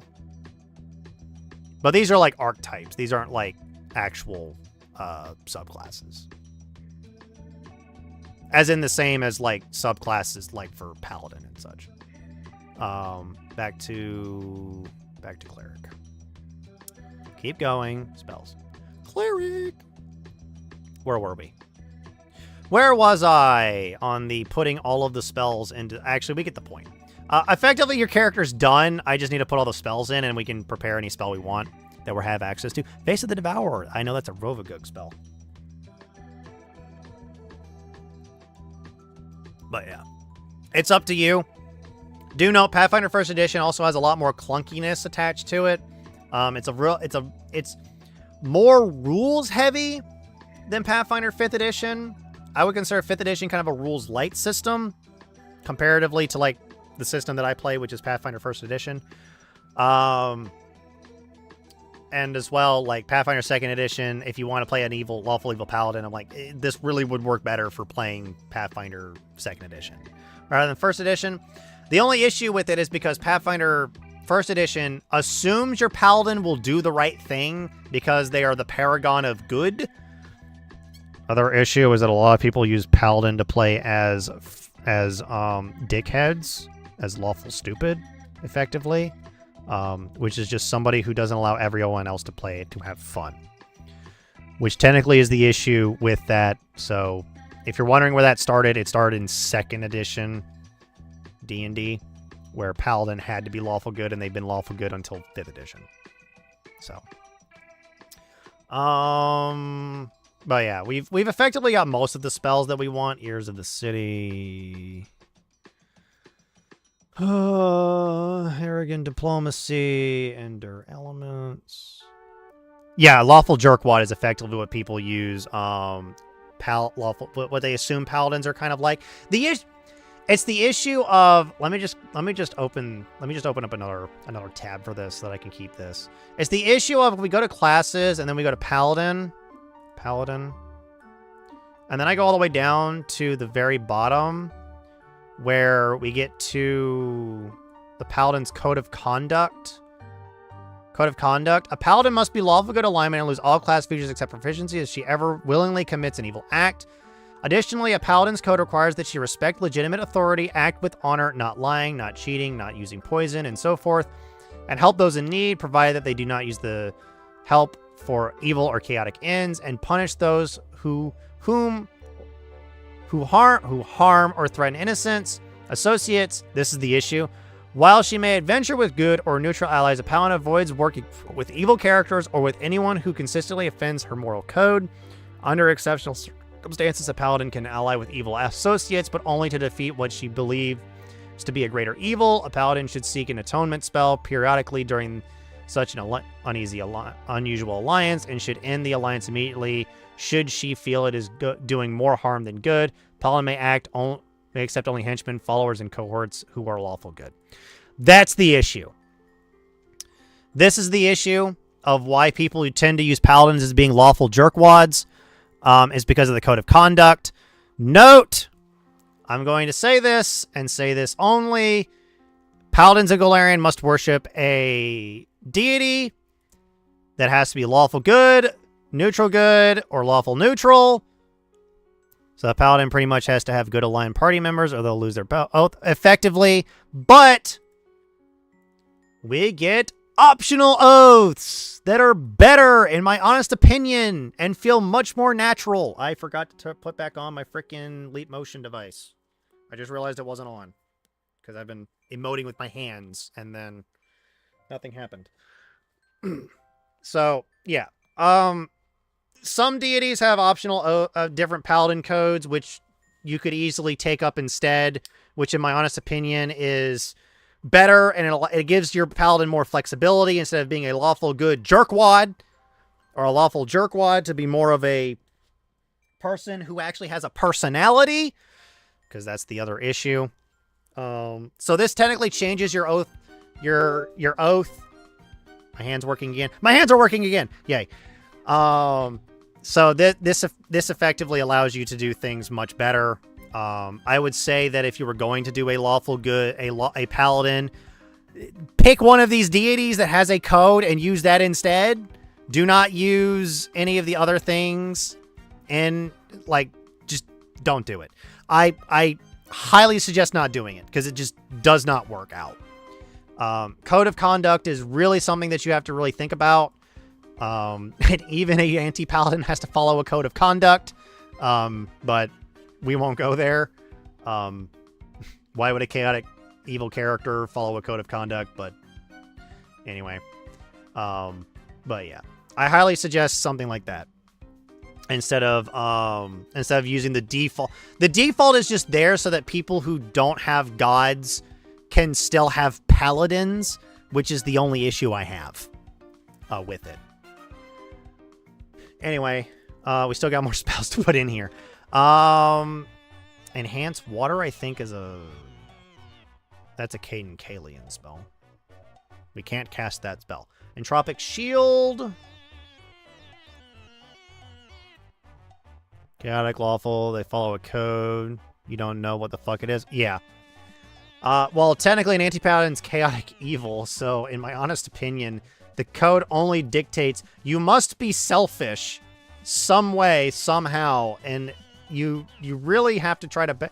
It's the issue with, like, the default code of conducts just don't really work out in most campaigns, just because, like, it's better to kind of get with your GM and kind of figure out what is it that I can and can't do that will and will not make me lose my...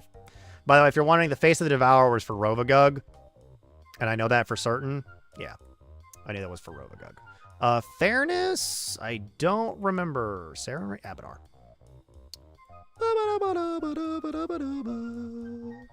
Fallback strategy? Question mark? Torag. Okay.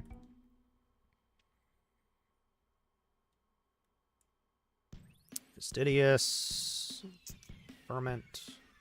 Oh, Fire Belly is technically a religious spell. Which one? Oh, Torag. Dang it! We can't cast that spell. It's such a good spell. Not really. It's not really that good of a spell. Forbid. Funeral Weapon. Gorum's Armor. I wonder who that's for. We can still cast it because technically it's not a Gorum spell.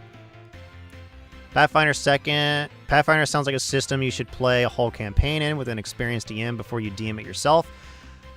Yes. And no, I would just recommend if you're, for new players, don't play Paladin until you're kind of more, because Paladin is literally the roleplay heaviest class out of any of the classes. Oh, I forgot to grab Grasping Corpse. It's one of the most roleplay heavy classes. Technically, a cleric also has to be kind of follow a deity and has to follow some form of code of conduct to not lose their powers. Hairline fractures? Isn't that Rovagug? No, it's Torag again. Haze of Dreams, I know, is Desna. Hedging weapons.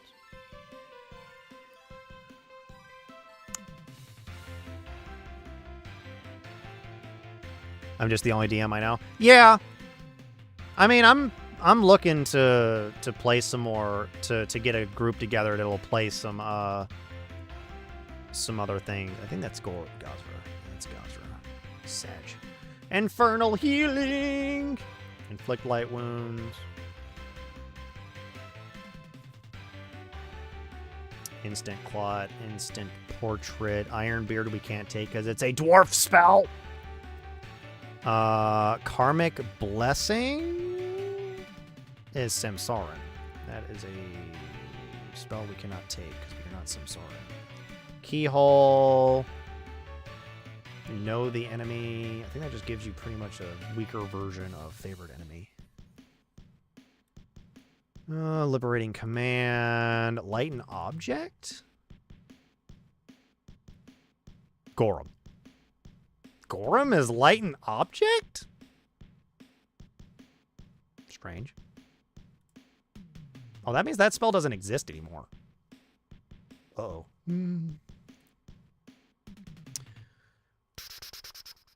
Lucky number. Magic Stone. Magic Weapon. Marid's Mystery. Undyne.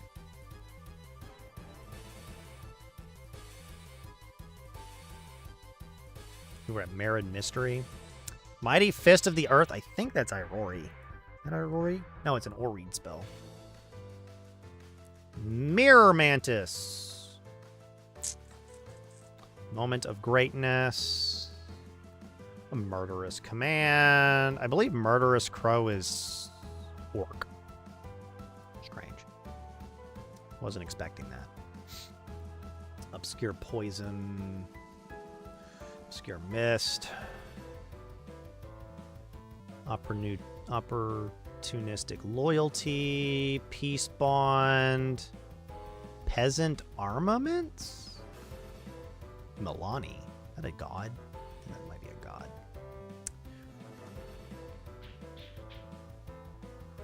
Pesh Vigor. Pick Your Poison, I think, is Caden Kalian.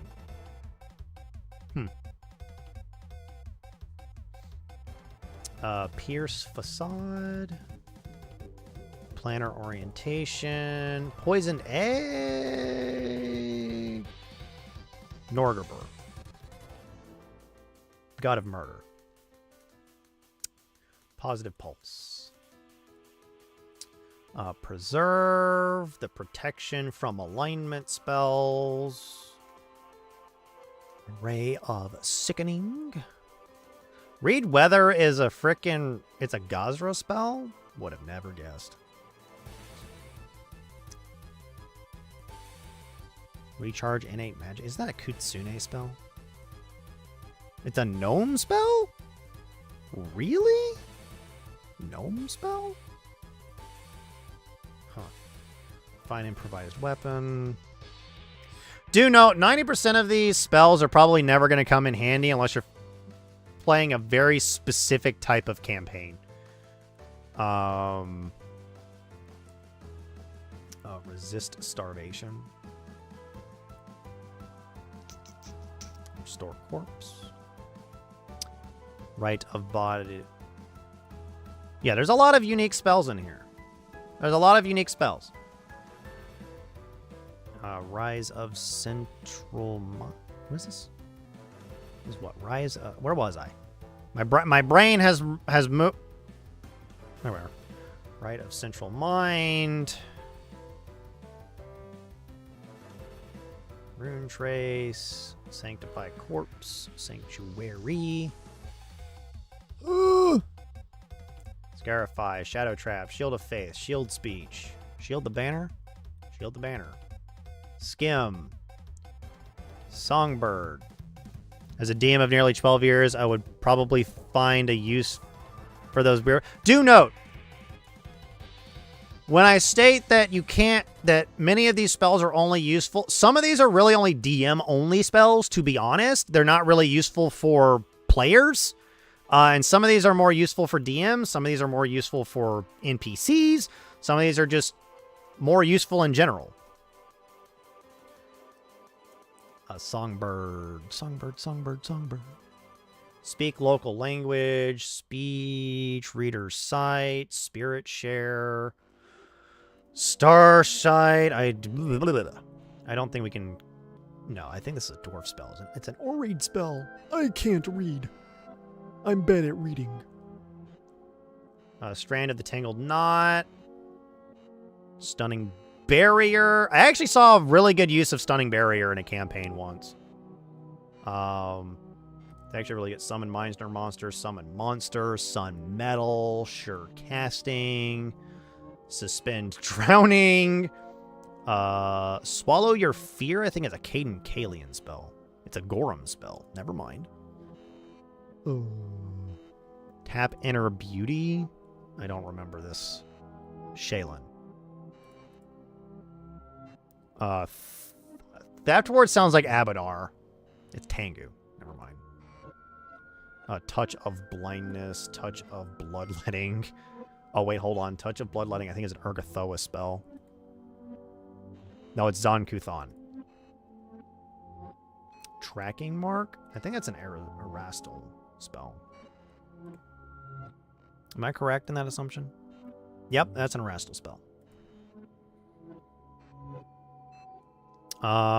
We just got Tracking. True Appraisal.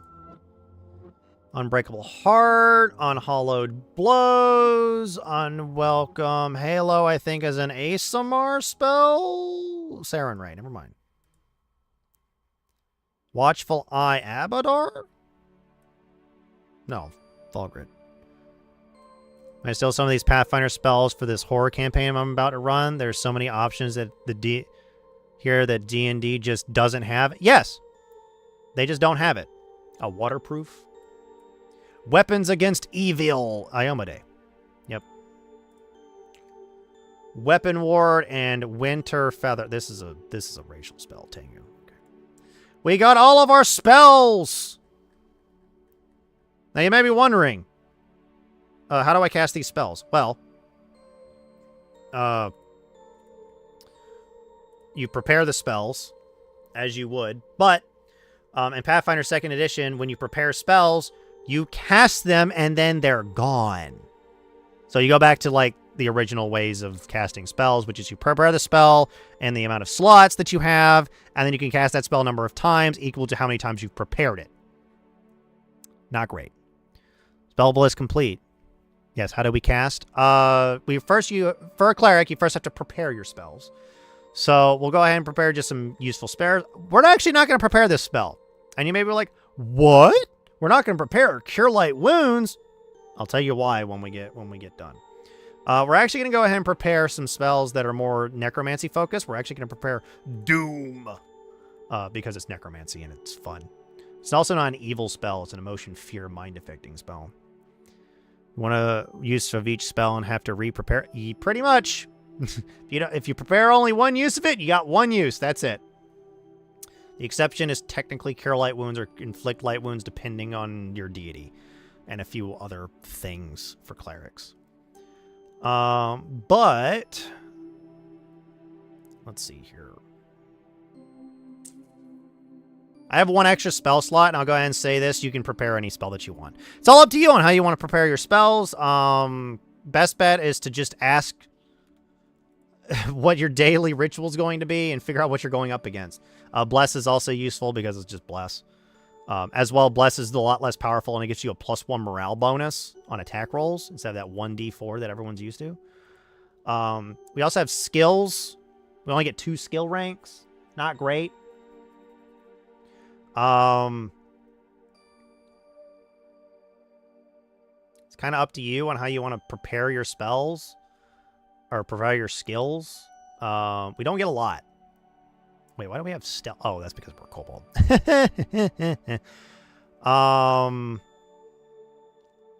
And it's up to your GM or up to you on to figure out what it is that your game kind of needs at the time. Like you could have a cleric that's good at healing, which is actually a really good thing because if you run out of spell slots, you can use heal. You can also be good at diplomacy. You can be good at appraisal. You can be good at one of the knowledges. It's up to you on what you want to kind of put ranks into. Like knowledge, religion, and like heal is never a bad idea, but it kind of depends on how many skill ranks you've got. And you can only put a skill rank into a skill equal to your level, your total level. And then here's all the features. You'll notice that these are the things you get. We also get 2 special abilities. One, Bleeding Touch. We can cause a creature to continue to bleed, or bleed in general. And then we get Gentle Rest, which means we can cause a creature to be staggered for a round, which is really good. This has no save. This just causes a creature to be staggered, which means they get a standard or a move action. Level 1, you can put 1 skill point in 2 skills, effectively. You always get a minimum of 1 skill rank, but a cleric only gets 2 skill ranks per level, sadly. So, do note that Pathfinder 1st Edition, you're not supposed to be good at everything. You're only supposed to be good at some things. So don't think that, like, you're going to be good at everything. Now we get to the fun part. We chose Pharasma, which means our favored weapon is a dagger, sadly. We also get Channel Energy. Now, you may be wondering, what does Channel Energy do? Channel Energy, depending on your deity, allows you to channel energy to either heal living or harm undead if you're a good aligned cleric, or channel positive energy, or harm living and heal undead, or harm undead if you are a... Yeah. Heal... It allows you to heal living, harm living, or heal undead if you channel negative energy. Very different from the cleric's, like, pure undead killing or undead turning capabilities. There's also the option to spontaneously. Feel like the daggers are better for necromancy-focused characters. You want to be right up on that corpse. Yeah. Now, do note, the reason why I didn't prepare Cure Light Wounds is because a cleric that is good or channels positive energy gets access to spontaneously cast cure spells, which means you don't have to prepare those spells and you can sacrifice a spell slot to cast a cure spell. Or if you're an evil cleric and worship an evil deity or channel negative energy, you can do it for inflict spells. So yeah, we're going to be right back because an ad's about to start.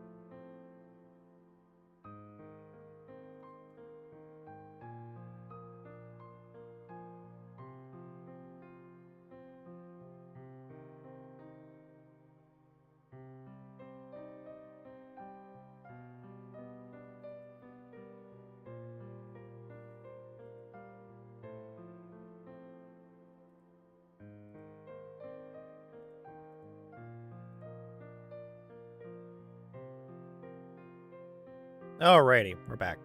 Do note the ads are technically for Twitch's side, not necessarily for YouTube's side. But if YouTube ever puts ads on my shit, then hopefully they'll actually use that as the point to put put mid-roll ads. Do note that I know that a cleric can prepare 3 cantrips, unlike in D&D 5th edition where you have to pick 3 cantrips. You'll notice that cleric doesn't have a damage-dealing cantrip. That's because they just don't. And I'm going to go ahead and say this. Cantrips are kind of dog shit in how Pathfinder First Edition. They are not great. They're not good. They're kind of bad. So it's kind of up to you on what you want to do with your you can prepare 3 of these. Do note that this is bugged. I believe this is completely bugged. It's not supposed to say open slots infinite. It's supposed to say 3. And I think the only thing that we need to do is figure out what it is we're going to wield and wear. Which effectively just means what items are we going to wield. We're actually going to go ahead and put Cleric's Vestments on because those are thematic. Let's see here. So we're on equipment. Where's the Cleric's Vestments? I know they're in here somewhere. Cleric's Vestments, where are you? I know you're in here somewhere. Why can't I see? Is it not considered clothing? There's a Cleric's kit. Oh, there it is. Why is this not considered clothing? This is clothing. Oh, well. Cleric's kit. Very heavy. I don't think that's the actual weight. Let's see here. I have to look at equipment real quick because I don't think 43 pounds is correct. I think that one is actually smaller.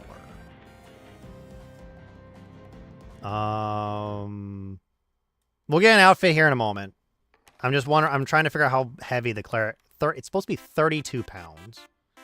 And it weighs 3/4 the amount, 3/4 the usual amount for small characters. Which means I gotta do math. Divide by 4. No, I need to do this multiply. Yeah, shut it. 32 multiplied by 0.75. 24. So this weighs 24 pounds.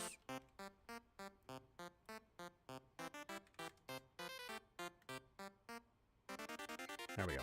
That's better. We'll just give yourself a simple outfit.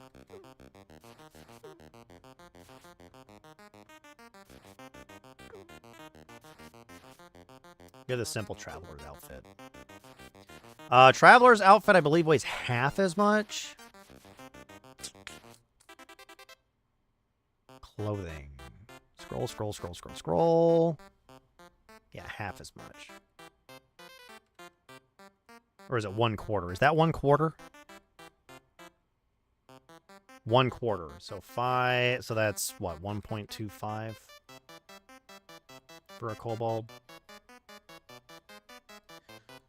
We're gonna go ahead and figure out.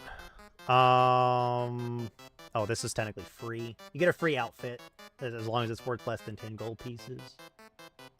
A cleric can we can also. Let's go back to classes real quick. Cleric gets an average of 140 gold pieces to spend on equipment. And we've only spent 11 gold pieces. We're gonna be fine. We're gonna go ahead and grab a dagger. A dagger. We get ourselves a dagger. We can stab people! The only issue is we're kind of bad at stabbing people. I'm not lying, by the way. We're kind of bad at stabbing people. And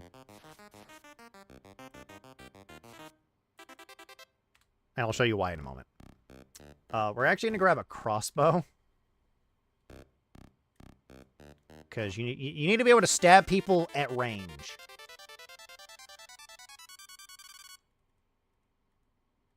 Always remember, you got to stab people at range. You can't always be right up next to them to stab them. Got to stab them from range. Okay. Now we get to pick armor. What armor would be the most cost-effective armor that we can wear? Armor. Medium. Because we can wear medium armor. May not even wear medium. We could wear hide. Technically, we can wear scale mail. Scale mail. Very heavy. We're going to be in a heavy load. Do note, this is just an issue. This is just an issue of, like, being a small character and not having a lot of weight to play around with. So, our AC is going to be kind of not great. No, our AC is 18, actually. It's not really that bad. We could also wield a shield if we really wanted to. I have one of my players on video call right now, and she can hear the stream too. She's loving this. Well, I'm glad that someone else is loving it. Let's see here. We're gonna go with a heavy steel shield. We're gonna go with a heavy wooden shield. Will that do the right thing? Because that's supposed to also be halved. It did halve it. Okay. So we effectively get a AC of 20 at the very beginning of our first character. Woo! We have an AC of 20. We beat AC of 20 at first level. Not really that hard, I'm not gonna lie. Not the hardest thing to do. We do run into an issue of our encumbrance is really hampering our decks. Just giving the cleric a gun with the power of faith, friendship in this gun I found. I would, and I'll go ahead and tell you, guns do exist in this game. Guns do exist in this game. Issue. They're a bit expensive. They're quite expensive. Firearms are very expensive in Pathfinder 1st Edition. They're not something that a level 1 character usually can get their hands on, unless they're one specific class. But after that, that's, yeah.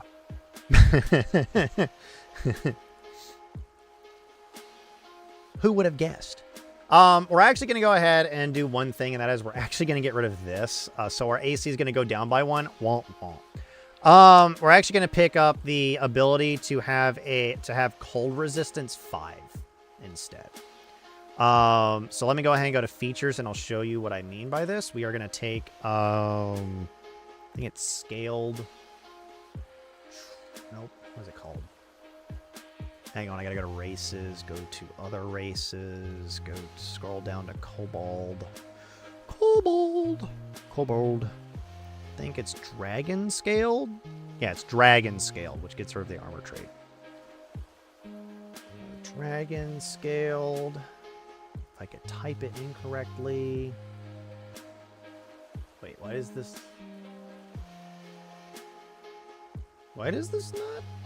Really? Dragon scale doesn't exist in here? Everything else exists.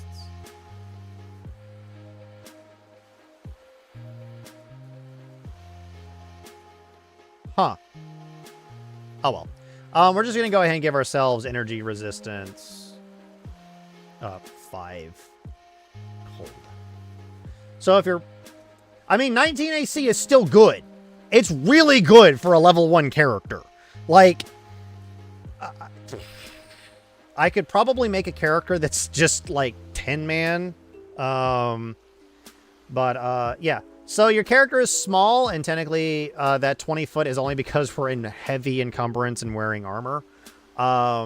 Do note that arcane casters usually can't wear armor and cast spells at the same time. That's because there is something in Pathfinder 1st Edition known as arcane spell failure chance. With armor, if we can go to inventory, and if you look at this details, there's an arcane spell failure. Fighter tank, nah. The tiny kobold who fits into his backpack and is the real. Yeah. Do note that there's also some things that it's just like kobolds only speak Draconic. Do note, I would probably waive it that you would get access to Common if I were to GM you, and you're like, I want to play a kobold. I'm like, cool, just take Common. I don't care. You don't need an extra intel. You don't need a level 1 in intelligence. Do note, we don't have that high of a Constitution. Our Constitution's only 12. Our Dex is also only 12. Our Wisdom's only a 16, which isn't great. And you may be wondering, how low can we get some of our scores? And how high can we get our scores? Do note, this may look normal for anybody who has played D&D 5th Edition. These may look like normal scores. I'm going to go ahead and just create a random character. We'll just name them random. And I'm gonna do a thing that you're gonna find very funny. Our stats can go as low as 7, which means they don't start at 8 like you're used to, and they can't go below 8. No, they technically can go as low as 7, which effectively gives you negative 24 points. And stats can go as high. Hold on, I'm not done. I was gonna say that sounds really good. Yeah, I'm not done. I'm not done. Your stats can go as high via the point buy as 18. Can't really read the text on the stream. Oh. But I'm going to explain it. So you can have a stat all the way up to 18 to start with. Before racial modifiers. In Pathfinder 1st Edition, you can have a 20 and 1 stat, usually 1 stat, before leveling up. Here's another thing. There's no limit on how high that score can go in Pathfinder 1st Edition. Technically, in like standard play, it probably would go up as high as maybe 36 if your GM is nice. Spelling mod of an 8. 4. It's plus 4. Subtract 10, divide by 2. Plus 4. 20 is plus 5. You can technically have a score start at 20 at first level in Pathfinder 1st Edition. But there's no cap on how high your score can go, and you only get to increase your ability score by 1 every 4 levels, but you also get a feat every odd level. An ability score improvement's not considered a feat. Yeah. I mean, here's the thing. Like, that's also min-maxing. That's not necessarily, like, doing anything else. It's just min-maxing. You can start with a 20, and you can have as low as a 7. Technically, the lowest you can go in a stat is technically 5 if you're playing PFS, but with a kobold, you can technically go as low as 3.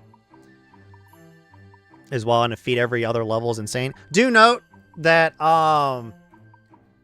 feats every other level doesn't necessarily mean a whole lot when the feats do things like you know how dex weapon, like some weapons are dex focused and you can use your dex to not min-max. I like some flavor with my character. Yeah, do note that the 20 is like min-maxing. To play the effective version of your class, you only really need a 15, maybe 16 in your primary stat. As long as you're increasing it every level that you get an ability score increase. So, do note, I'm going to go ahead and show you a feat. This is a feat, by the way. It's called Weapon Focus. Do you want to know what Weapon Focus gives you? I'll tell you. You pick a weapon. You pick a singular weapon. As long as you have a base attack bonus of +1, just means that effectively you must be like a marshal to take this at first level. Everyone can take this at second level or higher. You can gain this feat. You gain a +1 bonus on all attack rolls you make using the selected weapon. This is a feat, by the way. This is a feat. Oh, also, you know how we have a higher dex than we do strength?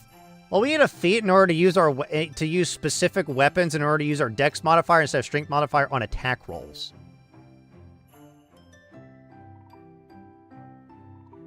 So, yeah, there's that. There's also a few other things like, yeah. Yeah. But there's also one other thing. I'm going to go ahead and go over here real quick, and I'm just going to scooch this over real quick, and we're just going to go ahead and pull this out, make this a little bit bigger. Maybe I'll make it a little bit more bigger so that we can actually see what's going on. There you go. That way you guys can read it. We're going to go to classes real quick, and we're going to pick, I don't know, we'll pick the bog standard fighter. We'll pick the barbarian. We'll pick the cleric. We'll pick the rogue. We're not going to pick the unchained rogue for a very particular reason. We're going to pick the wizard, and we'll pick the sorcerer, just to have a few classes in here. So barbarian. We all love the barbarian. Strength-based character, loves to rage, loves to bash things upside the head. They can't be lawful, but we're not going to worry about that.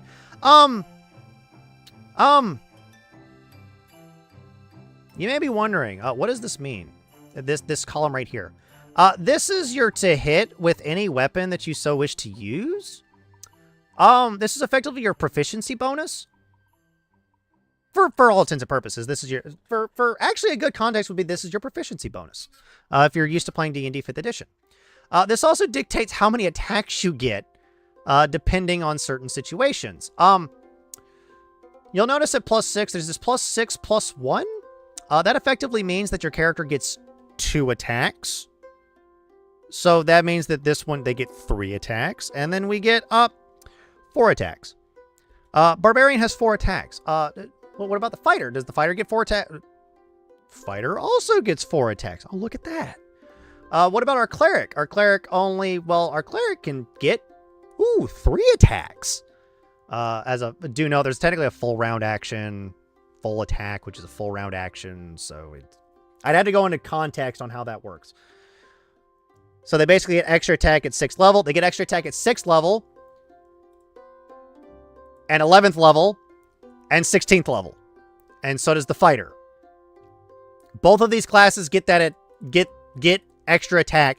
Do note that instead of the usual extra attack being you can use your standard action to make 2 attacks, Pathfinder 1st edition has a different action economy system. They use standard, move, full round, and swift, free, and no action, and immediate actions. I'd have to get into extra attack is cantrip dice rules. Cantrips are all cantrips are standard actions to cast, except for like 1, sadly. Also, cantrips do at most 1d3 points of damage. If they do damage. Except for 1. There's 1 cantrip that does not do 1d3 points of damage, and it does 1d6 points of damage against undead. Cantrips are not great. They are not great at they are not great spells to use. So yeah. Shields, including tower shields, is that a separate? Yes, that is a separate proficiency. There are, so I have to. I'll go into more details about this. So we'll go into equipment, weapons. There are technically 3 versions of weapons. Exclude all this over here. Firearms are just considered a different weapon proficiency for all intents and purposes. They're considered exotic. They're simple, martial, and exotic. Simple weapons are things like your daggers, your quarterstaffs, your maces, your clubs, morning stars, short spears, long spears, stuff like that. And then your martials are like your long swords, your axes, your hammers, shields are actually martial weapons. You can actually bash somebody upside the head with a shield if you wanted to. That's an option. It's a weapon. You can use it as a weapon. Then exotic weapons are like your katanas, your bastard swords, your special weapons, stuff like that. Nunchucks, those kinds of things. So that's just weapons. But armor, on the other hand, there are 3 different types of armor. You guys are used to this. Light, medium, and heavy. Light armor actually goes all the way up to, like, chain shirt is considered a light armor. It's not considered medium armor. Medium armor goes all the way up to the breastplate. So no half plate for you for those. The breastplate is technically the best option. And then you got your heavy, which includes your like full plate and stuff like that. So there's that. Then we got shields. There are 3 different types of shields. There are your buckler, your light shield, your heavy shield. There's heavy wooden, heavy. These are your other types of shield, and then your tower shield. Do notice your tower shield gives you a +4 bonus to AC. Fighter is the only one that gets access to this specific shields, including tower shields. Fighter is usually your only class that gets access to this. Most of your martial classes, so most of your classes that go all the way up to are considered full BAB classes, which means you get a +1 to your BAB every level, or base attack bonus. Effectively a +1 to your proficiency modifier for attacks only. So yeah. So hold on. We're gonna do a comparison real quick. Okay, so let me go to the rogue. The rogue also gets this, and they're a D8 hit die class and all that other stuff. Now you may be wondering, you may be noticing. We'll go ahead and go to the monk real quick. Monk's a D8 hit die class. It gets this. It's got this. It's got this weird stuff. I'm gonna just show you something real quick about this edition. We're gonna go to this version of the Monk Unchained. This character's a D10 hit die class. It gets full BAB. Making it better in my honest opinion, but we're not gonna go there. And they technically get their wisdom bonus and a bonus to their AC, but that's neither here nor there. And then the Rogue Unchained just makes a rogue better. Barbarian Unchained technically makes them better. And we're gonna go and go to the Wizard. The Wizard gets a D6 hit die, and they're a half BAB. They only get 2 attacks by 12th. They get the second attack by 12th level, which effectively just means that they're primarily spellcasters. Use touch spells. Use spells that do not hit. That do not have to worry about armor class. So I'm gonna go ahead and do this. I have D&D Beyond. So we're going to go to D&D Beyond. We're going to the Monster Manual real quick. We're going to go to... Let's go to the biggest, baddest thing that I can think of in here. Where are you? The Tarrasque. Our wonderful Tarrasque. Our wonderful, gigantic monster that can destroy buildings with a single bite. AC of 25. And, yeah, that's pretty high. 697 HP. It's got all this wonderful stuff in here. Yeah, it's quite great. There's no, like, other stuff. It's actually resistant to bludgeoning, piercing, and slashing damage. Did not know that. There's also some other stuff in here. But we're gonna look at this part right here. It's also gargantuan. Monster. Monstrosity. Titan. Woo! It's big! It's also got an AC of 25. Pathfinder 1st Edition also has the Tarrasque. Monster Index. T. The Tarrasque. Probably one of my players with a water ball for asking if they could adopt it as a pet once. Oh, don't worry. In this version, I'm going to go ahead and... Wait, is it in here? Oh, is the Tarrasque not considered T? Oh, do I have to go to Rovagug? Do I have to go to Rovagug? Is it R for Rovagug now instead of Tarrasque? Where's my Tarrasque? Damn it! Wait, what's the challenge of this monster? CR 30. Oh, well, okay, that's about appropriate.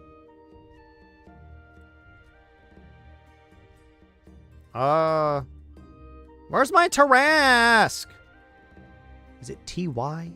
No, it's TI. Where's my Tarrasque? It's supposed to be like right here, and I don't see it. I'm blind. Control F. I don't see it's not in here. Hold on. Let me try R real quick because it might be considered something. It might be considered something else.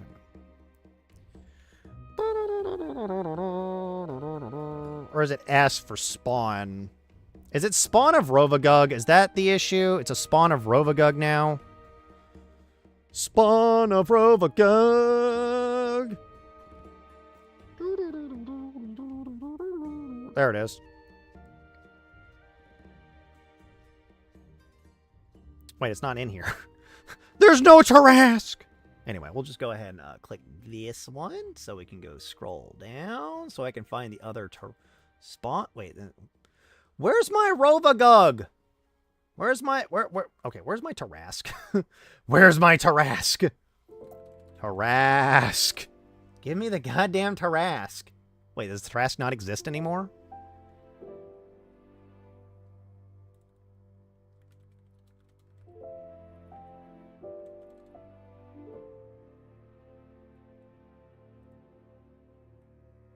That's weird.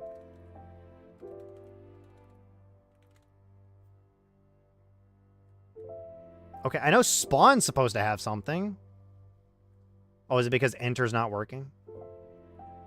Where's my Tarask? Why is my Tarask not in here?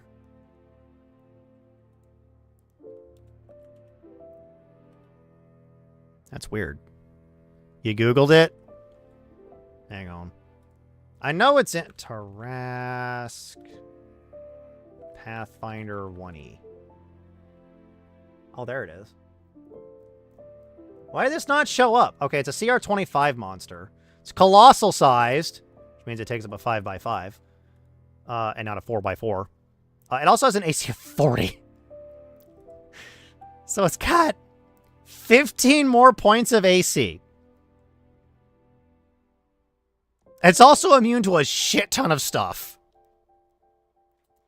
It's also got DR15 epic, which just means that you need an epic weapon in order to actually beat it, which is any weapon that has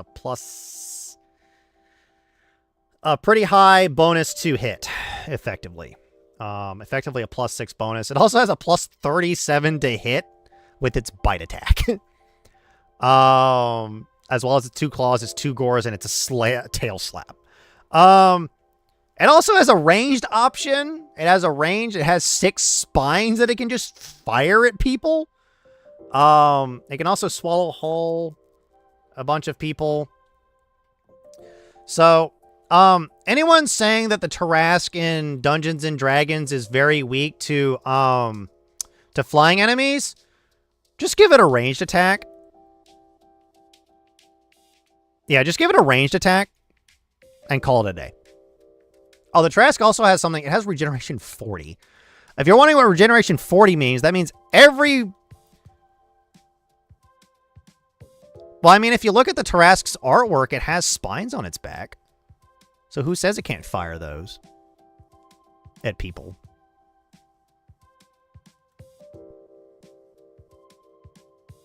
But, it also has a reach of 30. And a reach of 60 with its tail slap.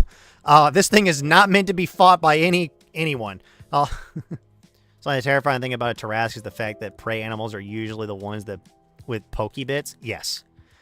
Yes. So if you're wondering, okay, what eats a Tarask? I don't know. You figure it out. It's the same as, why do dragons have, why is it that on some depictions, dragons have eyes on the side of their head, which is usually a symbol of prey, instead of, like, facing forward? Mine are not that case. I face forward. My eyes are forward, so I am more of a predator animal. But yeah. Also,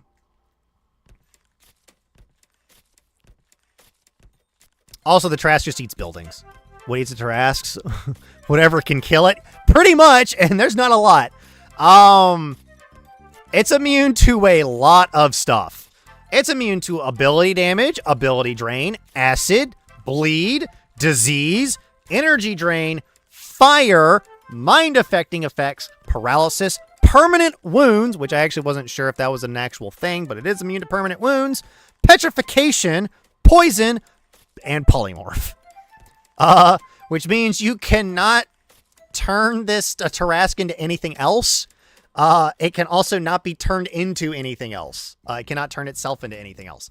It is considered chaotic evil. I think it used to be considered true neutral in its first iteration, but after becoming the spawn of Rovagug, which is a chaotic evil. Dragons have eyes on the side of their head because they need to see everything that when they fly or swim. Easier for a rival to knock your block off if they're above you and your peripheral vision sucks. Very true.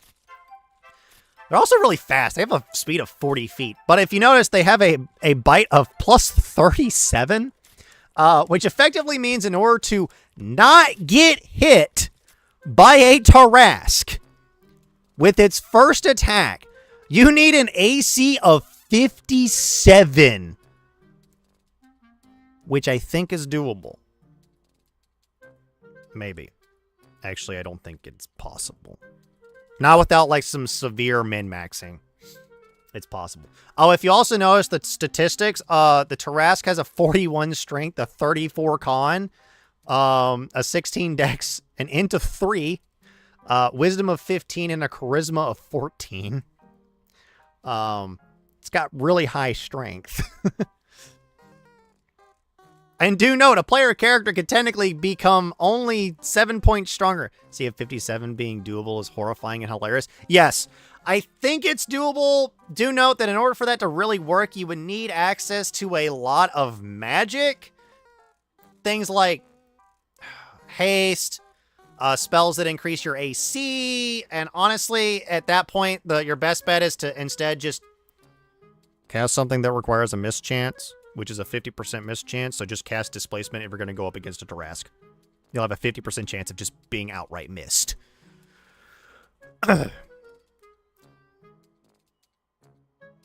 Yeah. It can also, once per every 10 rounds, just run 150 feet. Haste plus Shield of Faith plus... So in this game, Shield of Faith gives a deflection bonus, which sadly doesn't stack with if you already have a Ring of Protection on.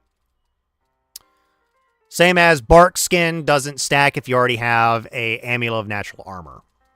Sadly. Blur only gives a 20% miss chance. Displacement gives a 50% miss chance.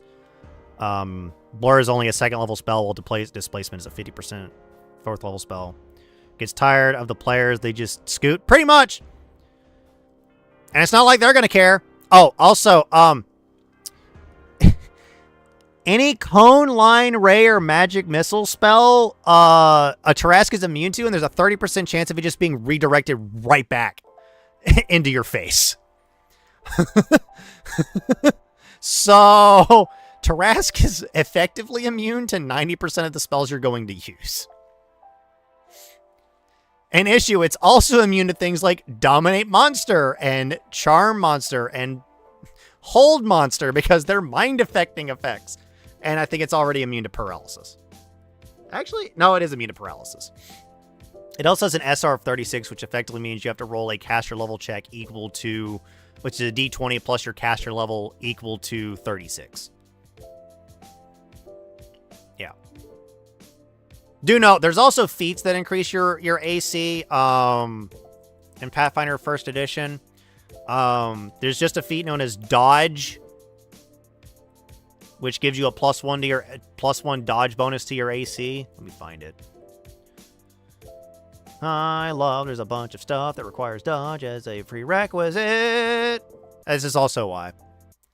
Yeah, Tarrasques are meant to be terrifying, and they're meant to be tough to defeat. And in my honest opinion, here's an issue that I have with this Tarrasque.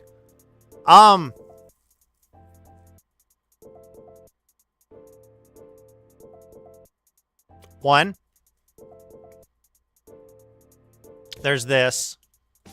It also gets advantage on all saving throws with spells. I can just choose to succeed. And a lot of people just say, oh, a flying creature with access to Vicious Mockery will sooner or later kill this thing. And I'm like, cool.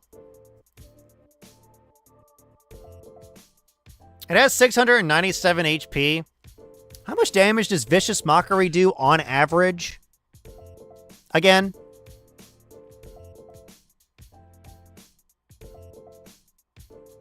I don't actually remember. Is it a D4 of damage?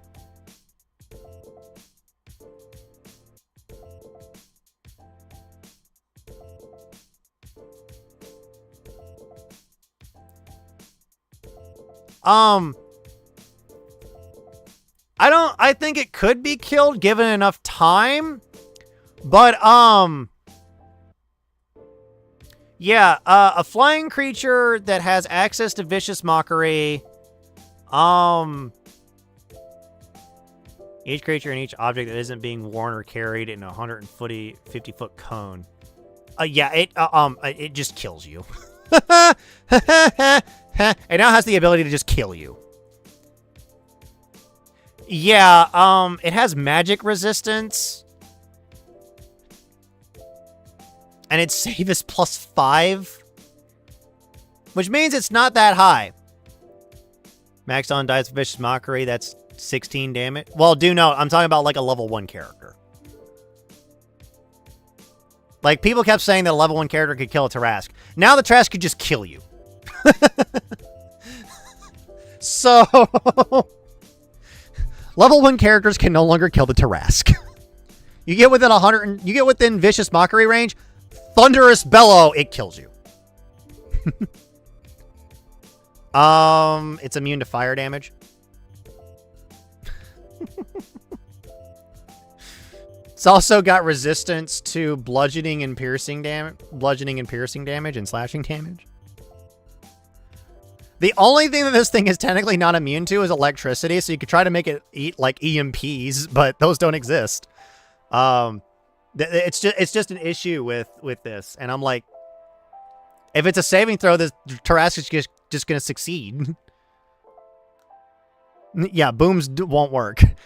Do note, the Tarask is also a CR 30 creature. It is honestly not even really meant to be killed by a 20th level party. Even, and I'll go ahead and say this, even, let me go back. Even this version is not necessarily easy to kill by a 20th level party. It's doable. Witchbolt is directed in the booty. AC of 25. So at level 1, that's what you have to roll a natural 20 if you're lucky, just to do that. Also, if it's a ranged attack roll, there's a 1 and it's unaffected by anything that requires a ranged attack roll. I've never run a Tarask, so I'm woefully curious. It's immune to anything that has a ranged attack roll. Spells that have ranged attack rolls, it's immune to. And there's a 1 in 6 chance that just gets directed right back at you.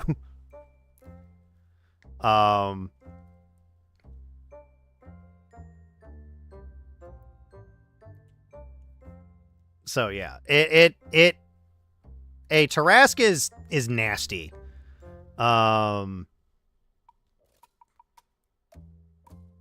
Tarask is nasty. And honestly, the Tarask is not meant to be killed by a 20th level party. I mean, you could technically wish it to be gone. If you're lucky. You have to get it in the underbelly and stab it in the guts, just clinging to the guts. Yeah, until it realizes you're there and just thunderous bellows you, and then you just die.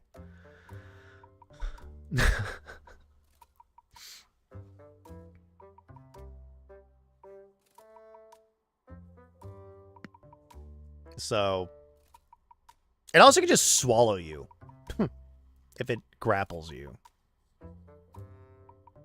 So, there's a lot of things that could go wrong.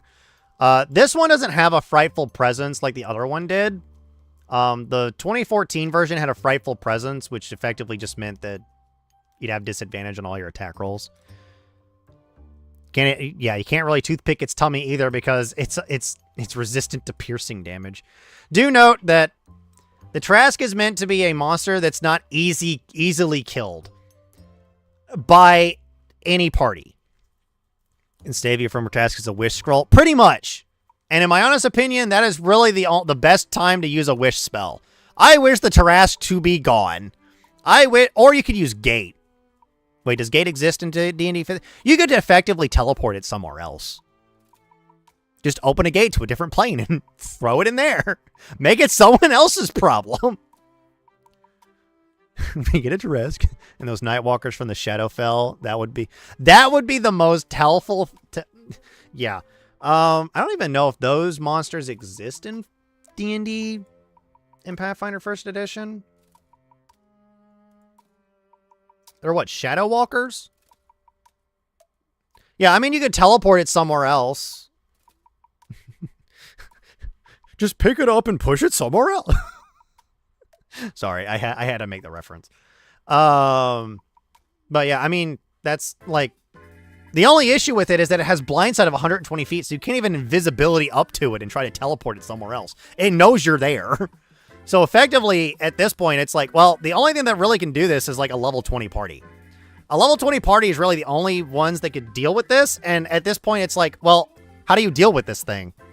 You have to teleport it somewhere and hope or plane or teleport it to. I think it's not immune to banishment. So you could technically banish it and give yourself like a minute, to like do something else if you can banish it. Issue: banishment does not work in D&D and Pathfinder First Edition against a creature that is not extraplanar. So you could effectively banish it. That's not necessarily a bad option. Just banish it. So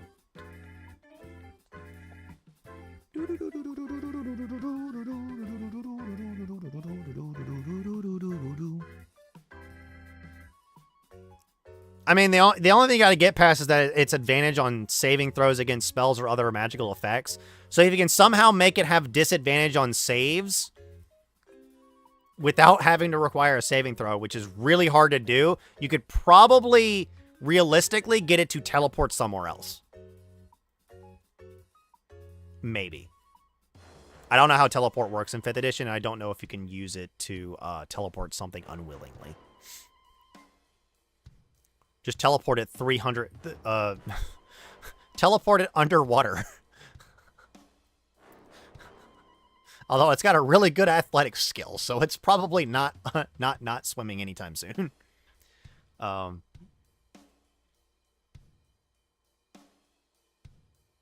What I find funny is that technically, it's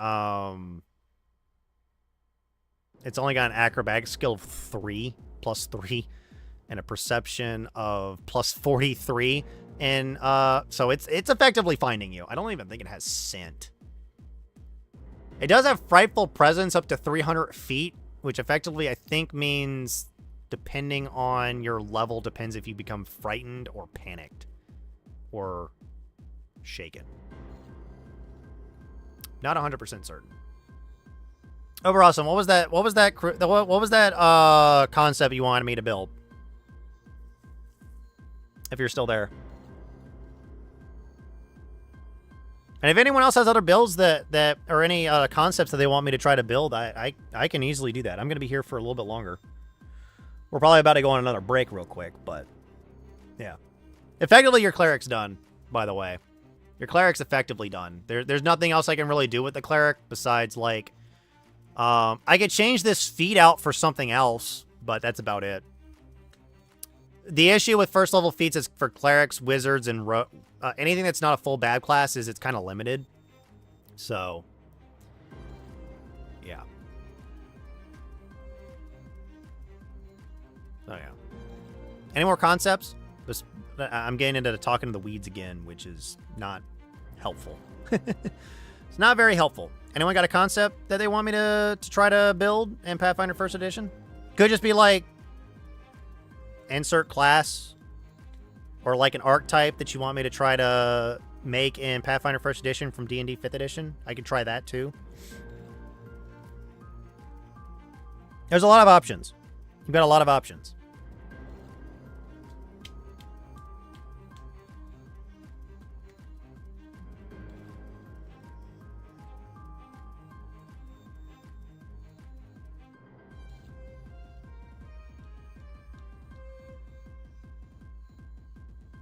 But I've always noticed that the Tarrasque is more, in my honest opinion, has more been a obstacle more than a monster to kill. It's honestly really not something that you should like throw against a party unless you know for certain that they're like ready to take care of a Tarrasque, just because of a few things. Tarrasques are like notoriously immune to a bunch of different spells.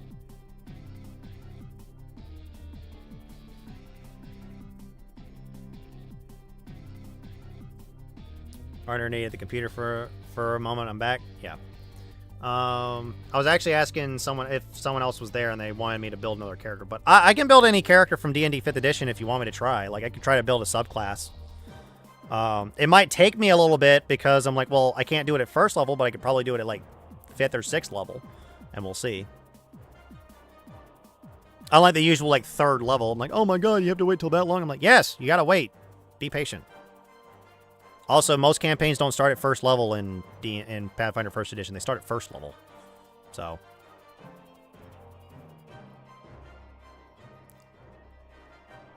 yeah, probably. I mean, the other one's me, but, eh.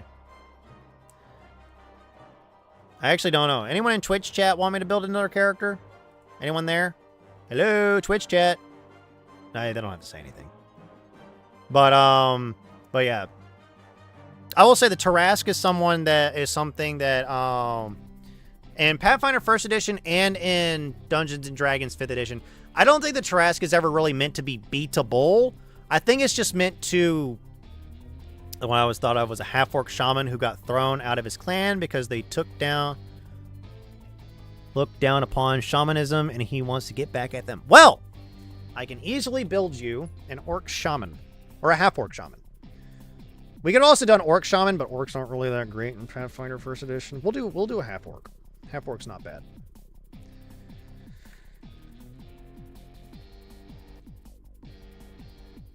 We can go ahead, since you've said half-orc, we can already go, like, okay, we got half-orc. Half-orc. There are actually a few racial abilities that will actually allow us to make this concept come alive really better. So, we could go full-on shaman, or we could use any other, like, divine caster, maybe a druid or anything like that, but we'll go shaman at least for now. This is technically an advanced class. For all intents and purposes, what you're hearing is the dice being rolled. Shamans are effectively like a mix between witch and oracle, technically. They get hexes like witches, but they get, like, their spells kind of like oracles do. Well, no, not really. They kind of use their spells like witches in general.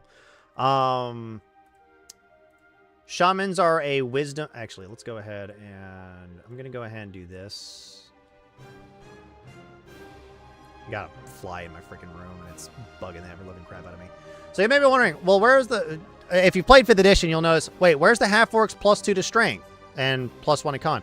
Half-orcs actually get the option to pick a +2 in one stat. Ability scores. Half-orcs character get a +2 bonus on one ability score of their choice. So we're going to pick Wisdom, just because we can. Wisdom! It's a +2 racial bonus. Ability scores. Wisdom. We are a wise man. We are a wise half-orc.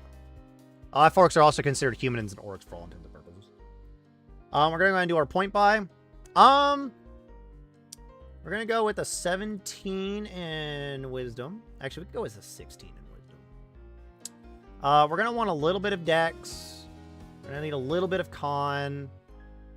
Don't really need strength. I think this is pretty much a really good stat spread. There's a reason why I didn't dump charisma and I didn't dump strength. We're going to go and go to features. We get all this stuff. We're going to go ahead and choose our spirit that we're going to worship. And this one's also a thematic choice. So we're going to go ahead and go to classes. We're going to go to shaman.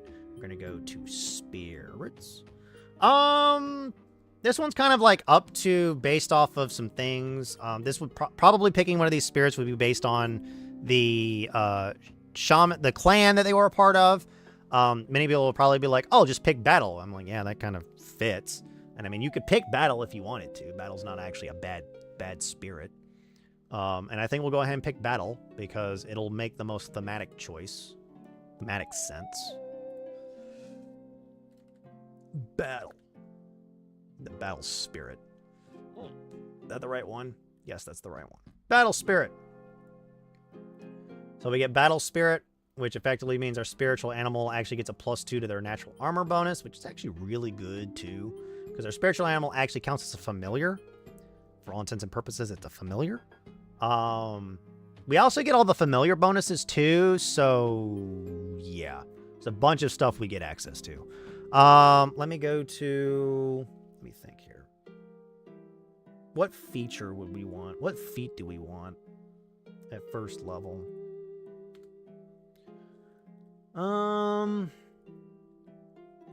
Technically, we're proficient in great axes and falchions, as well as all simple weapons.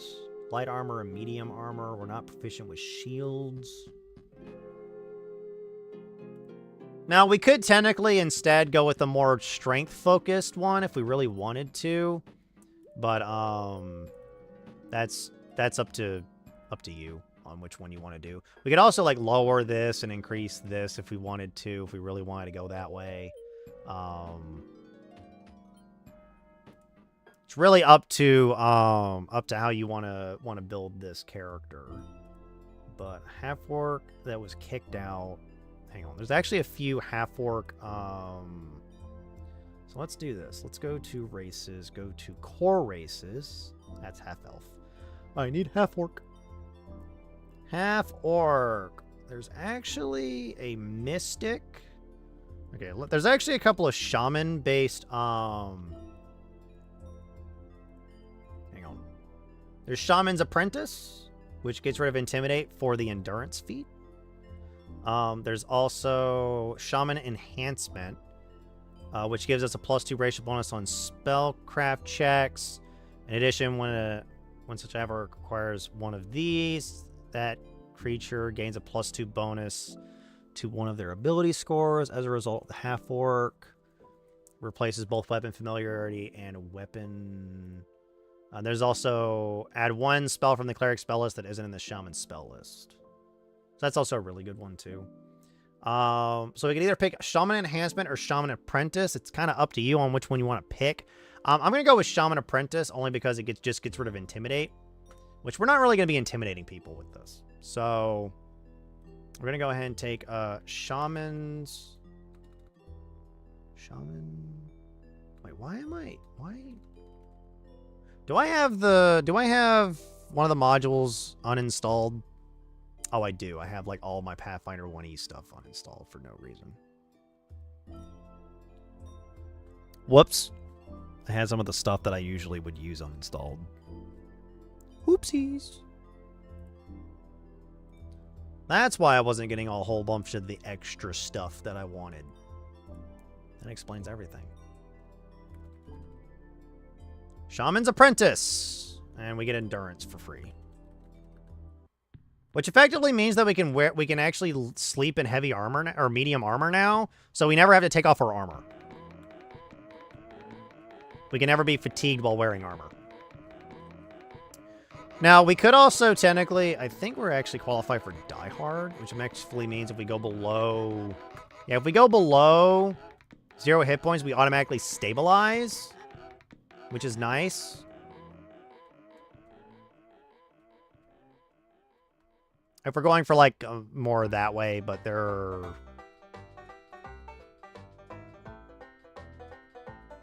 We could actually go with Die Hard. We do get access to something known as Orc Ferocity,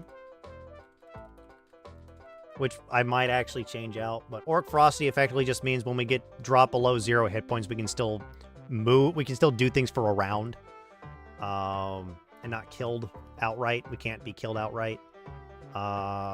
We get weapon familiarity for half-orc.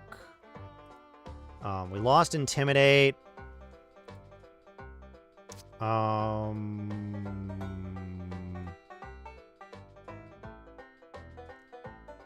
we do get Dark Vision up to 60 feet.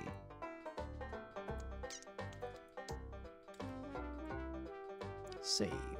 There we go.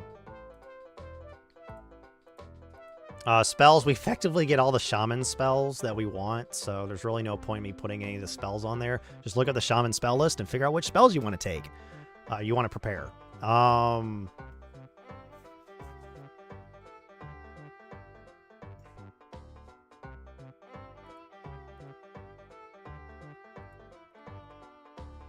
Having access to the Great Axe and Falchion aren't actually that bad of options for weapons.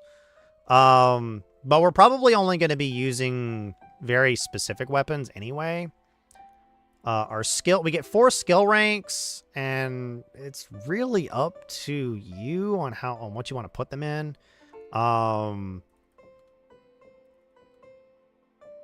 And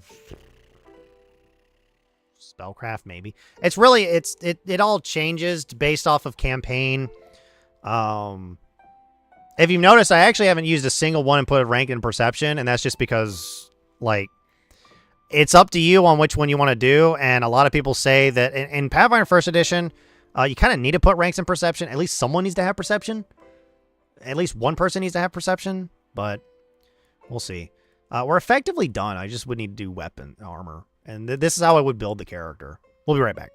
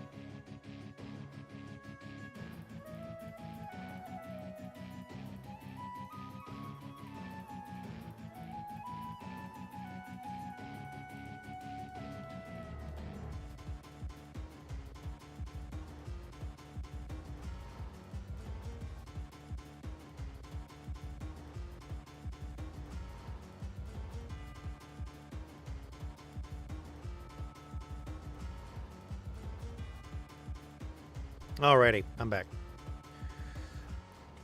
Back to the thing that's going on. Alrighty. I mean, we're effectively done. I mean, the only thing we would need to do is inventory. And I mean, I'm going to pick some practical items like, we're going to actually take a Morning Star. We're going to take a,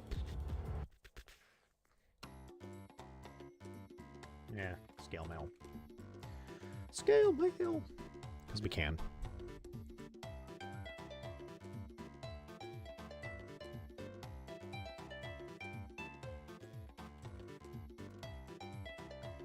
Shaman's kit. I need to actually look up how much a shaman's kit actually weighs.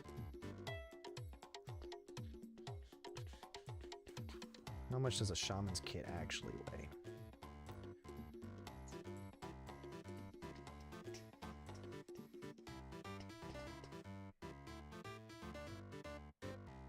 Only weighs 44 pounds. Oh, that one's actually correct. That's a shocker. Usually those are not correct. Usually they're not correct at all. Which is what shocked me, is that that was actually correct. And again, we're back in a heavy load. Mainly because there's usually a whole bunch of stuff in here that we don't necessarily need all of the time. But I don't know. And that's pretty much it. Did we go over budget?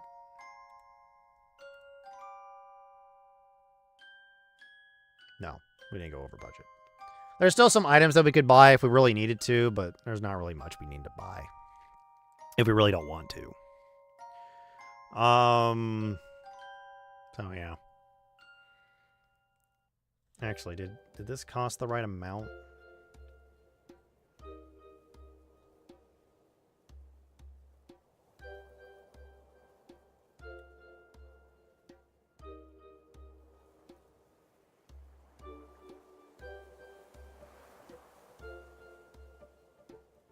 It costs a little bit more than 15. Oh well. But yeah. Ugh. Excuse me. That's pretty much it. This character has an AC of 16. Not bad for a first level character. And do note that this is also a level 1 character, and there are probably some things that we could do to increase this character to be a little bit more different or anything like that. You don't have to go with exactly what I put in here. If you want your character to be really good at using their spells, you can easily build a character that can do that. I mean, you could easily do that, and those are your starting stats, but I figured 18 is probably as high as we really need to go for this, and that's what I went for. There was a reason why I didn't take the charisma one, lowered charisma, is because there are some things that do revolve around your charisma. So if we really wanted to, we could lower this and increase our charisma by at least to 12. Except we're now exactly at our heavy load limit. So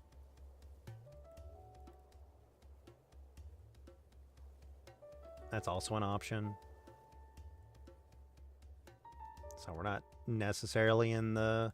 We're still on a heavy load, but it'll have to do. But yeah.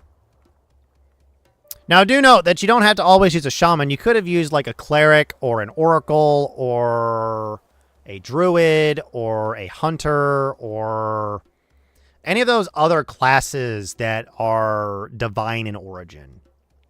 Except for ranger. Ranger's really a hard one to kind of justify going into something like that. But yeah, that's pretty much it for shaman. We got all the practical stuff. We still got a crap ton of money we can spend. Shaman.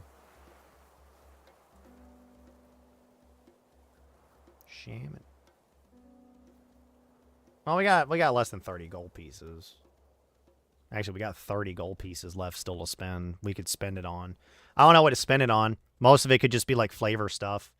Could probably put. We probably could do like a. We could do the same thing of like light crossbow.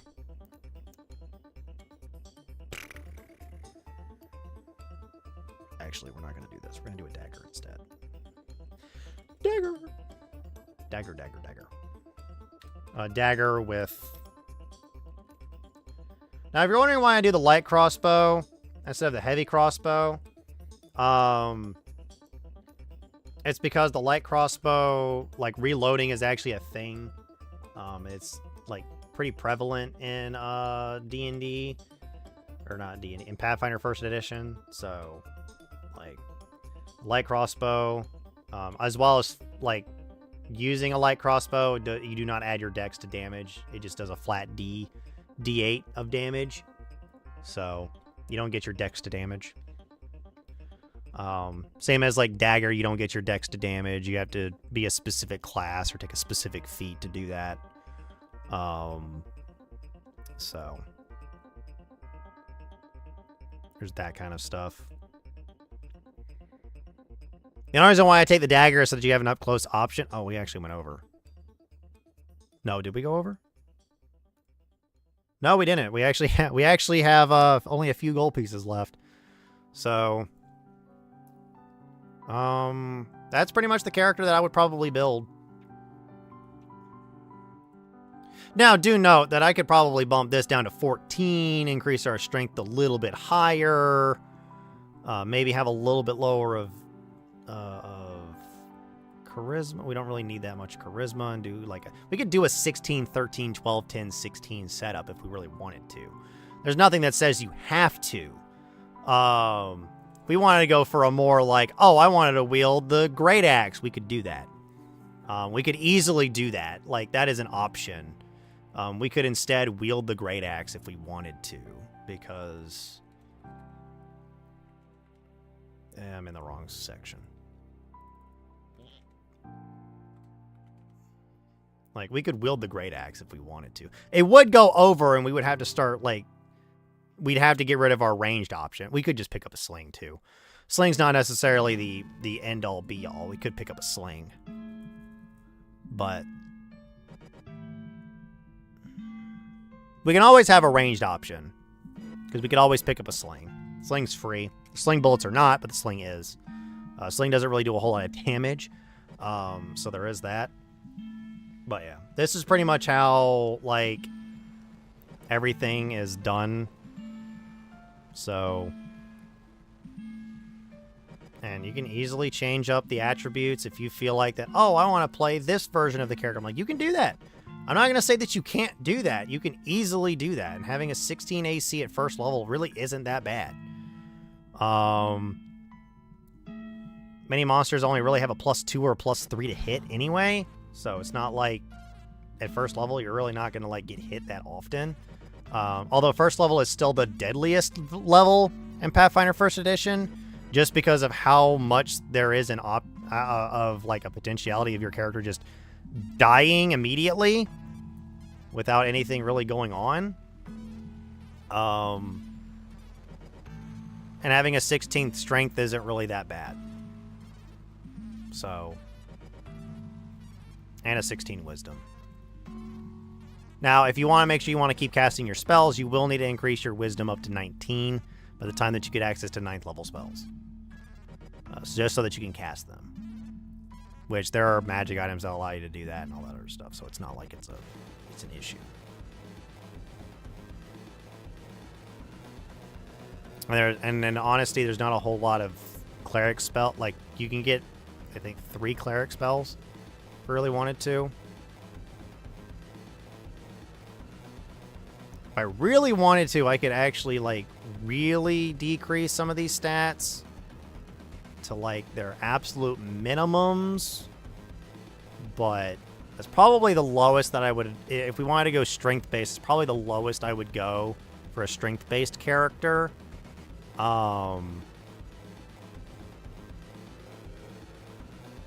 There is technically one thing that you could pick up at some point that might help with your to hit if you really wanted to, but that's up to you.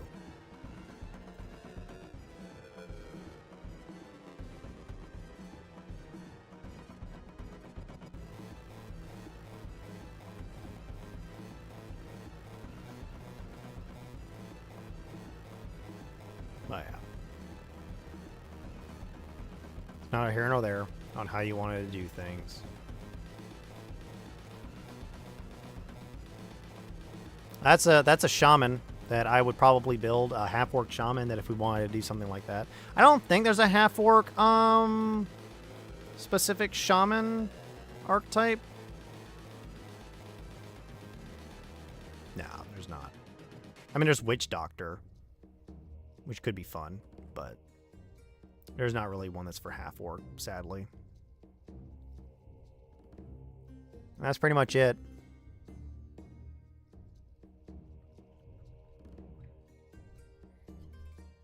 Not a whole lot to sometimes building some classes. I mean, there's like a lot that you really have to think through, but most of the stuff that I'm really thinking about are mostly things of like, oh, what is it that I need to worry about for insert class here, or insert campaign here? Because I picked just some like generalized skills. There's really nothing else that I would really pick. Unless I knew what campaign we were going into. If I knew what campaign we were going into, I probably would pick different skills. I would definitely pick different spell. I would probably prepare different spells.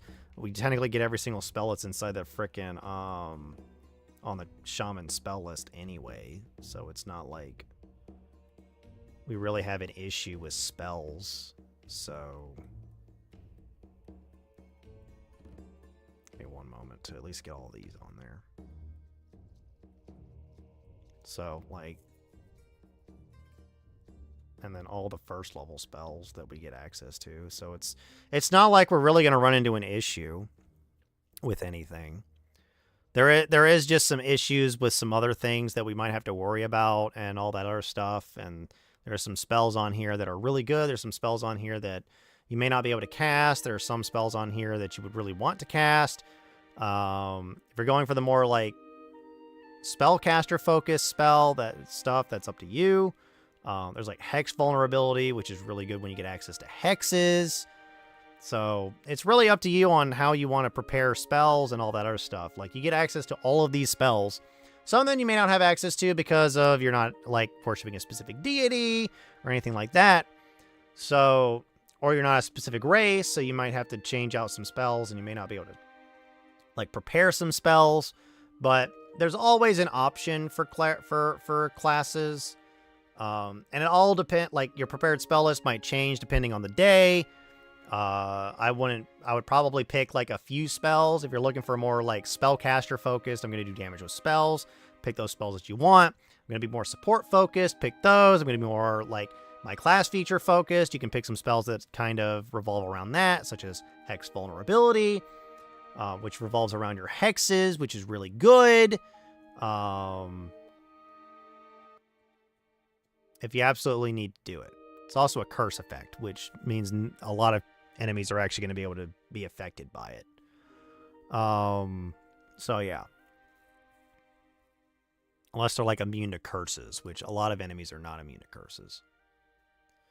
So it's really up to a few things. If like your character is going to be immune to something, or if your character is going to be how your character gets built is kind of based on campaign and based on how you feel the character's kind of going in the story. You can have a pre-built campaign. You can have a pre-built build that you want to take. Like, this is the feat I'm going to take at this level. This is the feat I'm going to take at this level. This is the feat I'm going to take at this level. These are the spells I'm going to take. I'm going to always take these spells. I'm always going to make sure I have this spell prepared. You could do that. Now, does that mean that you really would want to do that? That's not necessarily the case. You may not want to do it. And it really just depends on campaign. If you're looking to be a support-based character, you may have to have Cure Light Wounds prepared most of the time. Which may not be a good thing.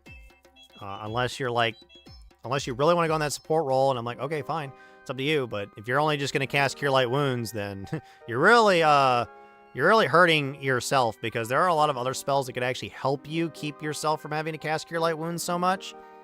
For GMs, if you're ever playing Pathfinder First Edition, just drop your players a wand of Cure Light Wounds early. Don't wait for them to drop it. Like, just drop one early.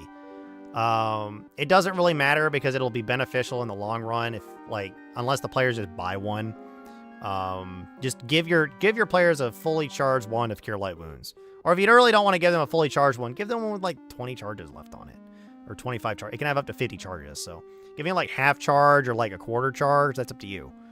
I would say it, or like a fifth charge if you just want them to have 10 uses of it left, that's on you. I'm not going to say that you can and can't do that. But it is useful. For characters, specifically. So.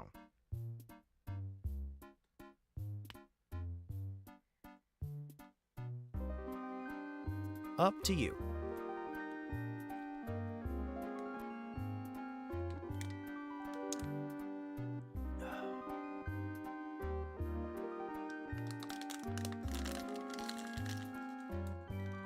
Just finished the water.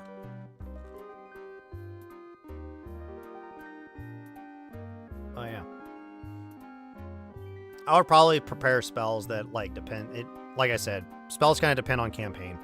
They don't necessarily depend on, like, you get all these spells for free, so it's not like you have to, like, oh my god, I only get so many spells. Like, you get all these spells, so you can always re-prepare your spell list if you find out the campaign's looking for a very specific set of spells. So, that's pretty much it so far. I don't really have anything else for today. I would play Final Fantasy 14. I usually do that on Tuesdays, but since it's the new patch, I'm probably gonna have to play it offline first and figure out what I'm gonna do on there. Because all I would really be doing is like getting the weekly stuff done, and I forgot to do my Wondrous Tales again. So yay, forgot to do that. So yeah. Oh, I guess I should pick out which familiar we would get. Familiar. A lot of the familiars are kind of just let's see here. Because spirit animals technically count as familiars, so we'll go to the familiar list. We'll just look at the familiar list for a little while and we'll see what we get. It'll have a natural armor bonus, a whole bunch of this stuff. It's all that. Well, we technically get alertness for free, which is nice. Familiar options. All these are familiar options, and these are... It's all really up to you on which one you would want to pick. So... Something like kind of orc feeling. Probably be like one of the lizards. Or,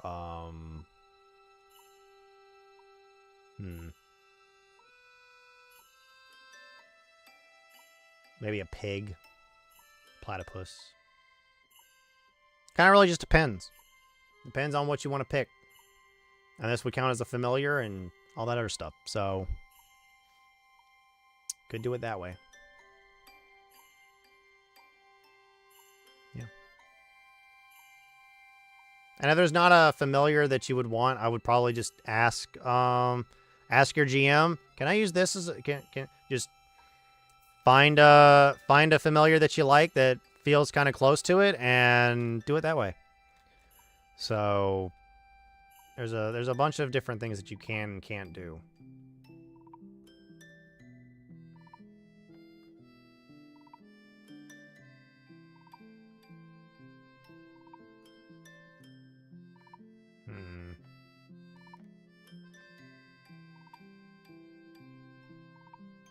Oh, yeah.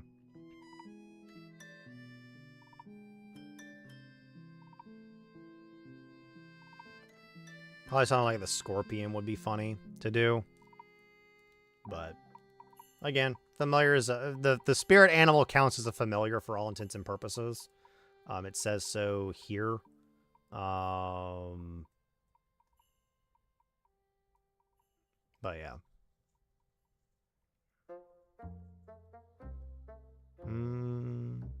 If the spirit animal is slain, she cannot prepare new spells or use her spirit magic class feature. We get spirit magic, which means we effectively get to cast one specific spell. We did pick battle, so we effectively get large person. For free as a domain spell, quote unquote, a domain spell. So we can always cast that. We can always cast one use of that, technically. Does get a +2 natural armor bonus to its AC.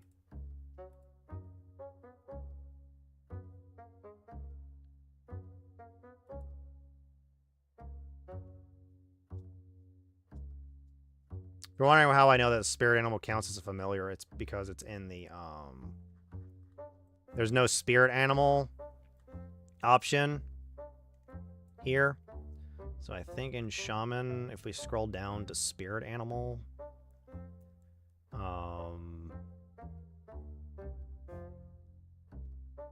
see the spirit animal section on page 47. We'd have to go to like advanced class guide to look at that. Oh, here it is. This ability uses the same rules as the wizard arcane bond class feature and is treated as a familiar, except as noted below. So, yeah. So yeah, that's how the spirit animal works. It also gets delivered touch spells at 3rd level, which allows her to also deliver her hexes for her as well, which is also nice.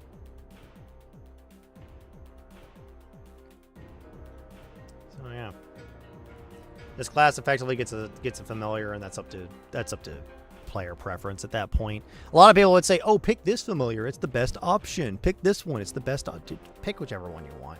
It doesn't. You don't have to be super optimized for your familiar choice, because most of the time your familiar is really not going to be doing much in Pathfinder First Edition. They're just there to kind of be like a more flavorful thing.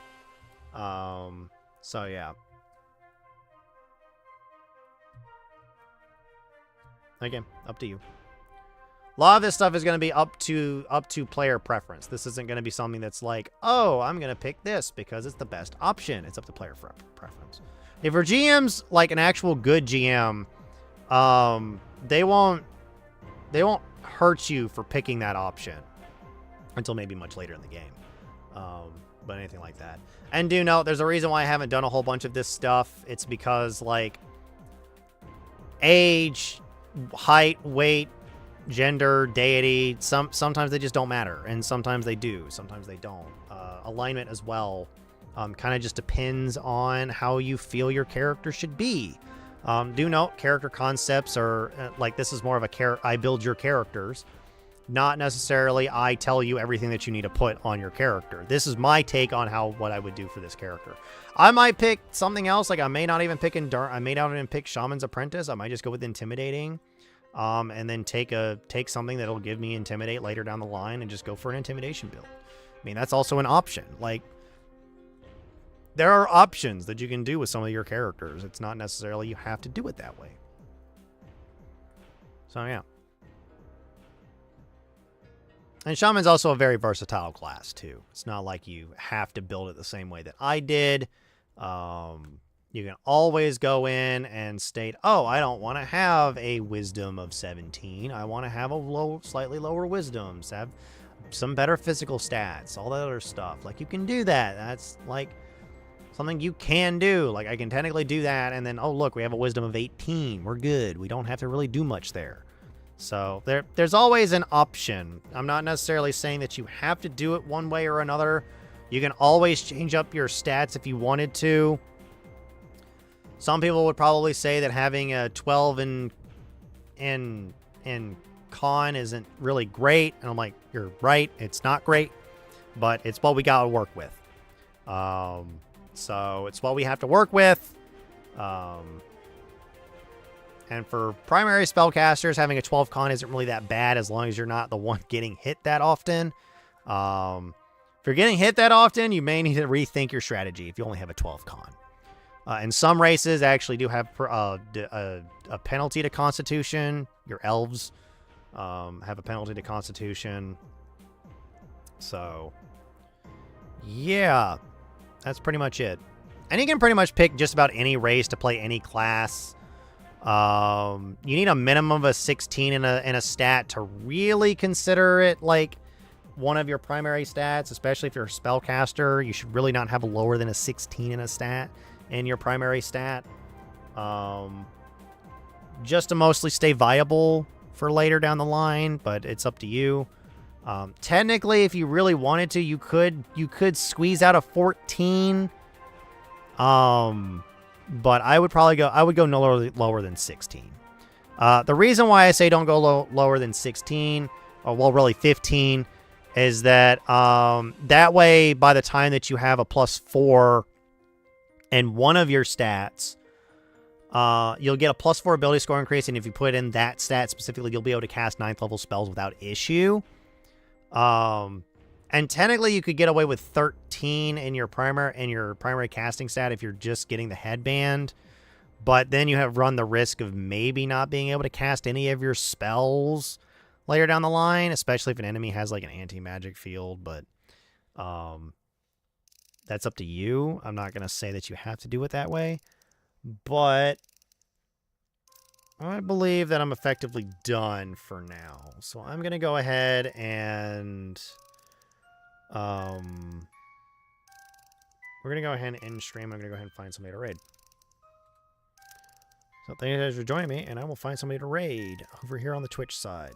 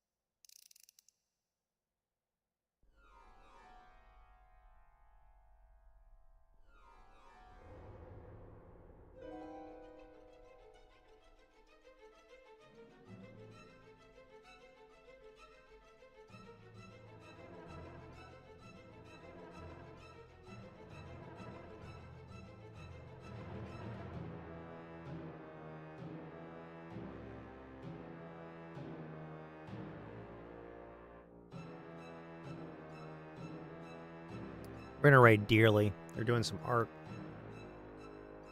Thank you guys for joining me, and I will be seeing you guys later.